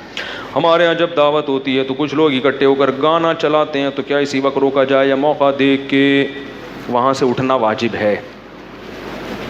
معلوم یہ کرنا تھا قرآن کی روشنی میں اللہ تعالیٰ نے انسانوں سے مذکر اور مؤنث کے علاوہ بھی کوئی جنس پیدا کیا یا نہیں, جیسے کہ مخنث, ہجڑا, خسرا وغیرہ پیدا کیے ہیں. بھائی وہ تو نظر آ رہے ہیں, تھوڑے تھوڑے ہیں, زیادہ نہیں ہیں. لوگ کہتے ہیں جب داڑھی فرض نہیں تو اس پر اتنا زور کیوں لگاتا ہے مولوی, کیا بغیر داڑھی والا مسلمان جنت میں نہیں جائے گا؟ بھائی داڑھی فرض ہے, نبی کا حکم ہے, خالف الیہود والنصارى اعفوا اللحى وقصوا الشوارب, حکم دیا آپ صلی اللہ علیہ وسلم نے.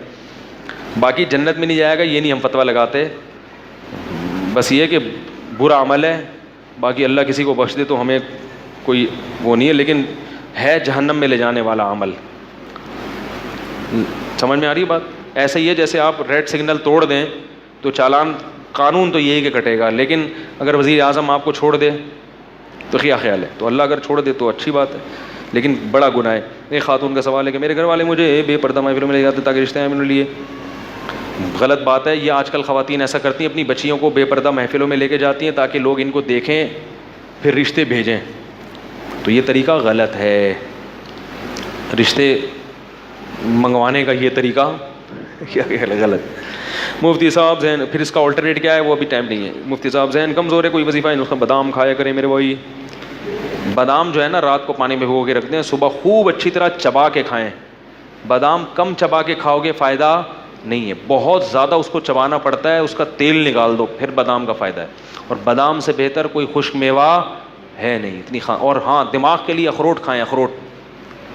اخروٹ دماغ کے لیے سب سے بہتر میوہ, دیکھو اللہ نے بنائی بھی اس کی شکل دماغ جیسی ہے, دماغ کے لیے اخروٹ کھایا کریں. اور ویسے آج کل جو دماغ کمزور ہے نا اس کی وجہ اخروٹ کی کمی نہیں ہے بلکہ دماغ استعمال ہی نہیں کرتے. جو چیز انسان کی استعمال نہیں ہوتی وہ کمزور ہو جاتی ہے. آپ چلنا چھوڑ دیں گے تو ٹانگیں کیا ہو جائیں گی؟ کمزور. چاہے روزانہ دودھ پئیں, دہی پئیں, چربی بھی کھائیں تو بھی فائدہ نہیں ہوگا, چلنا پڑے گا. ہاتھوں سے وزن اٹھانا چھوڑ دیں تو ہاتھ کیا ہو جائیں گے؟ کمزور. چاہے کچھ بھی کھا لیں. تو اسی طرح دماغ سے سوچیں گے نہیں, مشکل چیزیں حل نہیں کریں گے تو دماغ انسان کا سونے لگتا ہے, وہ کام کرنا بولو بھائی چھوڑ دیتا ہے. تو دماغ کو بھی کچھ مفید کاموں میں کھپائیں, سوچیں. کوئی نئی زبان سیکھنے سے دماغ یعنی اس کی ورزش ہوتی ہے, قرآن حفظ کرنے سے دماغ کی ورزش ہوتی ہے. تو ایسے مفید کاموں میں دماغ کو لگائیں گے تو دماغ جاگتا رہے گا. جو ڈاکٹر ہے نا جو نفسیات, وہ ایک دماغ کی ورزش بتاتے ہیں, گھڑی کو الٹا رکھ کے دیکھیں ٹائم کیا ہو رہا ہے, تو جیسے نا دماغ لگتا ہے اس میں. اس سے بھی دماغ کی کیا ہوتی ہے؟ ورزش. مگر میں یہ ورزش لوگوں کو نہیں بتاتا اس لیے کہ اس سے دماغ کی ایکسرسائز ہوگی مگر حاصل کچھ نہیں ہوگا سوائے ایکسرسائز کے. تو ایسا کام کر لیں جس سے ایکسرسائز بھی ہو اور کچھ, کوئی نئی زبان سیکھ لیں, انگلش لینگویج سیکھ لیں, عربی سیکھ لیں, یا قرآن حفظ کر لیں, تو اس میں دماغ لگے گا تو ایکسرسائز بھی ہوگی اور ڈبل فائدہ ہوگا. کپورے کھانا کیسا ہے؟ جائز نہیں ہے. وَيُحَرِّمُ عَلَيْهِمُ الْخَبَائِثَ, قرآن کہتا ہے خبیث چیزیں تم پر حرام ہیں. بعض حضرات کہتے ہیں کہ کپورے کا قرآن حدیث میں کہیں بھی نہیں ہے. قرآن حدیث میں ہر چیز کا نام لے کے نہیں بتایا گیا کہ یہ کہیں لکھا ہے قرآن میں مکوڑے حرام ہیں, چھپکلی حرام ہے. تو خبائث جو چیزیں ہیں وہ خود بخود کیا ہیں؟ ناجائز ہیں. تو یہ کپورے بھی کھانے کی چیز نہیں ہے کیونکہ یہ پیشاب کی جگہ ہے, یہاں پیشاب جمع ہوتا ہے آ کے, اور بھی جو غلیظ رطوبات ہیں. باقی اس طرح حرام نہیں ہے جیسے کتے بلی حرام ہوتے ہیں, اختلافی مسئلہ ہے. تو احتیاط, جیسے جھینگا ہے نا اسی طرح یہ بھی مکروہ تحریمی ہے. اگر یوٹیوب پر فنی ویڈیوز بنائی جائیں تو صحیح ہے یا غلط؟ اور اس سے فنی ویڈیوز میں اگر کوئی بے حیائی نہیں ہے تو جائز ہے, اور اس سے جو ارننگ ہوگی وہ بھی جائز ہے. مفتی صاحب میں ایک پرائیویٹ ادارے میں ملازم رہتا ہوں بھائی, تھکا ہوا ہوتا ہے نا, ذرا اسپیڈ میں پڑھ رہا ہوتا ہوں میں, ناراض نہ ہوا کریں آپ لوگ. صاحب مجھے کہنے یار سمجھ میں نہیں آتا سوال, تو جواب سے سوال سمجھ جائیں گے خود بخود. جب جواب دوں گا تو سمجھ جائیں, اس سے دماغ کی ورزش بھی ہوگی, بادام کھانے کی ضرورت بھی نہیں پڑے گی, ٹھیک ہے نا. مفتی صاحب میں ایک پرائیویٹ ادارے میں ملازم رہتا ہوں, سیٹ ہوں, اور میری 26 سال گھر والے میں شادی کہتے ہیں ہمارے خاندان میں میری شادی ہے 30 سال سے 25 سال تک, یا پھر کہتے ہیں مطلب یہ ہے کہ میرے گھر والے شادی نہیں کر رہے. بڑا لمبا خط ہے, خلاصہ میں سمجھ گیا. تو بھائی کر کے بتا دو کہ ہو گئی ہے, اس کے علاوہ کوئی آپشن نہیں. اگر اپنا کما رہے ہو تو اس گھر والے نہیں کرتے آج کل. کمپیوٹر ڈاؤن لوڈ کر سکتے ہیں, پاکستان میں سنے, یہ بڑا گمبھیر مسئلہ, میں نہیں بتا رہا اس کا جواب. اور کچھ الگ چھاؤں میں ملے پھر بتاؤں گا. میں آپ سے بہت متاثر ہوں اور آپ کا شاگرد بننا چاہتا ہوں, مگر میں پورا وقت دین پر نہیں لگا سکتا کیونکہ اکلوتا ہوں. بھائی تبلیغ میں چلے جاؤ. کیا آپ JTR میں کسی قسم کا شارٹ کورس وغیرہ کرواتے ہیں؟ ابھی نہیں. آپ تبلیغ میں نکل لو. تبلیغ بہترین خانقاہ ہے, 3-4 مہینے لگاؤ, بہت اچھا ماحول ملتا ہے. کیا یہ بات صحیح کہ پرندے پالنے سے جو آفت آتی ہے وہ لوگوں میں یہ مشہور ہے, ایک سطر پڑھ کے میں سمجھ جاتا ہوں کیا پوچھا ہے. لوگوں میں یہ مشہور ہے کہ ہم جب جانور پالتے ہیں تو جو بلائیں آتی ہیں وہ جانور اپنے اوپر لے لیتے ہیں. یہ غلط ہے, اس کی کوئی حقیقت نہیں ہے. بلی مری بھی پڑی ہو, کہتے ہیں شکر ہے آج ابا مرنے والے تھے لیکن اس کے بدلے میں کون مر گئی؟ بلی مر گئی. تو ایسی بات نہیں ہے. البتہ جانور پالنے سے جو آپ اس کو کھلائیں گے پلائیں گے اس کا ثواب آپ کو ملے گا, اس لیے جانور پالنا چاہیے. لیکن کون سے جانور؟ بلی پالنا بھی جائز ہے. حضرت ابو ہریرہ کا نام ہی ابو ہریرہ, ہرہ عربی میں بلی کو کہتے ہیں, ہریرہ بلی کے بچے کو کہتے ہیں. ان کا نام ہی اس لیے پڑ گیا تھا کہ وہ بلیاں پالتے تھے. بلی پالنا بھی جائز ہے, لیکن جب پالنا ہی ہے تو وہ جانور پالیں جس کا انسانیت کو فائدہ ہے. بعض ملکوں میں, یورپ کے, یہ حکومت کی طرف سے ان کو پروموٹ کیا جاتا ہے کہ آپ مرغیاں بھی پالیں, بکریاں بھی پالیں, جانور بھی پالیں, کیونکہ یہ 4 قسم کے جانور انسان کے لیے بہت مفید ہیں. ان کی نسل بڑھے گی, ان کو لوگ پالیں گے تو لوگوں کو کیا ہوگا؟ فائدہ. اونٹ, گائے, بکری اور دمبا, اور مرغیاں بھی ہیں, تو یہ پالا کریں. اس میں اللہ نے بہت برکت رکھی ہے. پیغمبروں کی سنت بھی ہے بکریاں چرانا. تو بکری پالیں, اس کا دودھ پئیں, دمبی پالیں, اس کا دودھ پئیں, اس سے بچے پیدا ہوں گے, وہ بڑے ہوں گے, گوشت کھائیں یا بیچیں. بکرا آپ لے کے پال لیں, 1 سال کے بعد ایسا خاندانی, ایسا مہنگے داموں بکتا ہے جیسے کمیٹی نکل گئی ہو آپ کی. بہت فائدہ ہے اس کا. ہمارے ایک دوست ہیں, بقرعید سے 2 دن پہلے بکرے کا بچہ خرید کے پالتے ہیں, اور جب بقرعید کا وقت آتا ہے اسے بیچ کے موٹا تازہ بیل لے کر آتے ہیں. ٹھیک ہے نا, کیونکہ بکرا اتنا مہنگا بکتا ہے کہ اس میں, ہاں وہ بیل زیادہ خوبصورت نہیں ہوتا, وہ حسن کے, پھر ورنہ بہت پیسے ہوتے ہیں نا بقرعید میں بیلوں کے, تو وہ گوشت کے لحاظ سے تو قربانی اچھی ہو جاتی ہے, گھر میں گوشت بہت آ جاتا ہے. تو کچھ بھی کریں, قربانی کر دیں اس کی. اور اس کا جانور پالنے کا ایک فائدہ یہ بھی ہوتا ہے کہ اس سے انسان میں تواضع پیدا ہوتی ہے, تکبر ختم ہوتا ہے. تیسرا فائدہ, ایک تو معاشی لحاظ سے فائدہ, دوسرا تواضع, تیسرا انسان کو ذہنی سکون ملتا ہے. حقیقت ہے ان جانوروں میں اللہ نے کچھ خاص برکت رکھی ہے. جب آپ پالتے ہیں, ان کو کھلاتے ہیں, ان کا پیٹ بھرتا ہے, ان کا دودھ, تھوڑے دن تو آپ کا 3 پیس سوٹ اور ٹائی جب ہوگی تو آپ کہیں گے یہ کیا ہے ایکچولی, یہ میں میری بالکل اس کے خلاف ہے یہ جو ہے نا, یعنی میں اتنا بڑا آفیسر اور یہ بکری کا دودھ نکال رہا ہوں اور یہ. لیکن آپ 1 مہینہ کر کے دیکھیں, آپ کو مزہ آئے گا, کیونکہ جو نیچر ہے نا اس کا کوئی آلٹرنیٹ.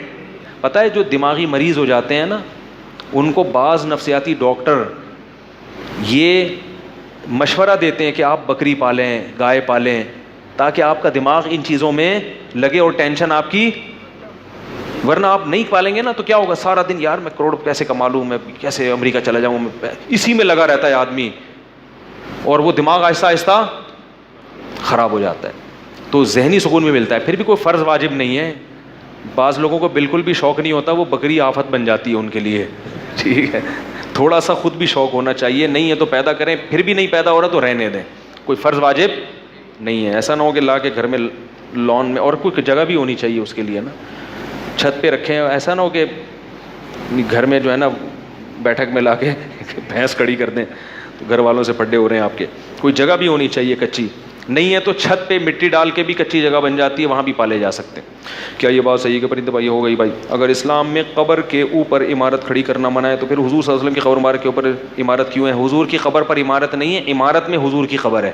حضرت عائشہ کا حجرہ پہلے سے موجود تھا, اس کے اندر قبر بنائی گئی ہے, اور پھر اگر اس کے اوپر عمارت بنائی بھی گئی ہے تو وہ غلط ہے, ہم اس کے جواز کے قائل نہیں ہیں. لیکن چونکہ اس کے گرانے میں بہت بڑا فتنہ ہے, بعض کام یعنی غلط ہوتے ہیں مگر ان کو صحیح کرنے کی کوشش اس سے بھی زیادہ غلط ہوتی ہے.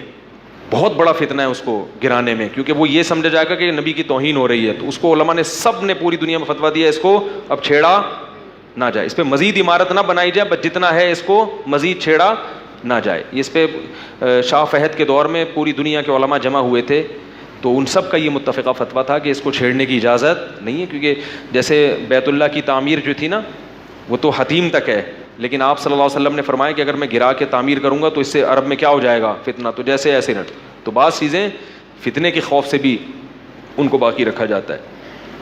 میرے آفس میں ایک عیسائی لڑکی جاب کرتی ہے اور مجھ سے ایک سوال بار بار کرتی ہے, حج کے دنوں میں صرف مسلمان ہی مکہ اور مدینہ جا سکتے ہیں, یہ اجازت نان مسلم کو کیوں نہیں ہے اور صرف مسلمان کو کیوں ہے؟ بھائی اللہ کا گھر ہے تو اللہ نے کہا صرف مجھے ماننے والے آئیں گے, جو مجھے نہیں مانتے ان کی انٹری بس اللہ کا نے بنا دیا.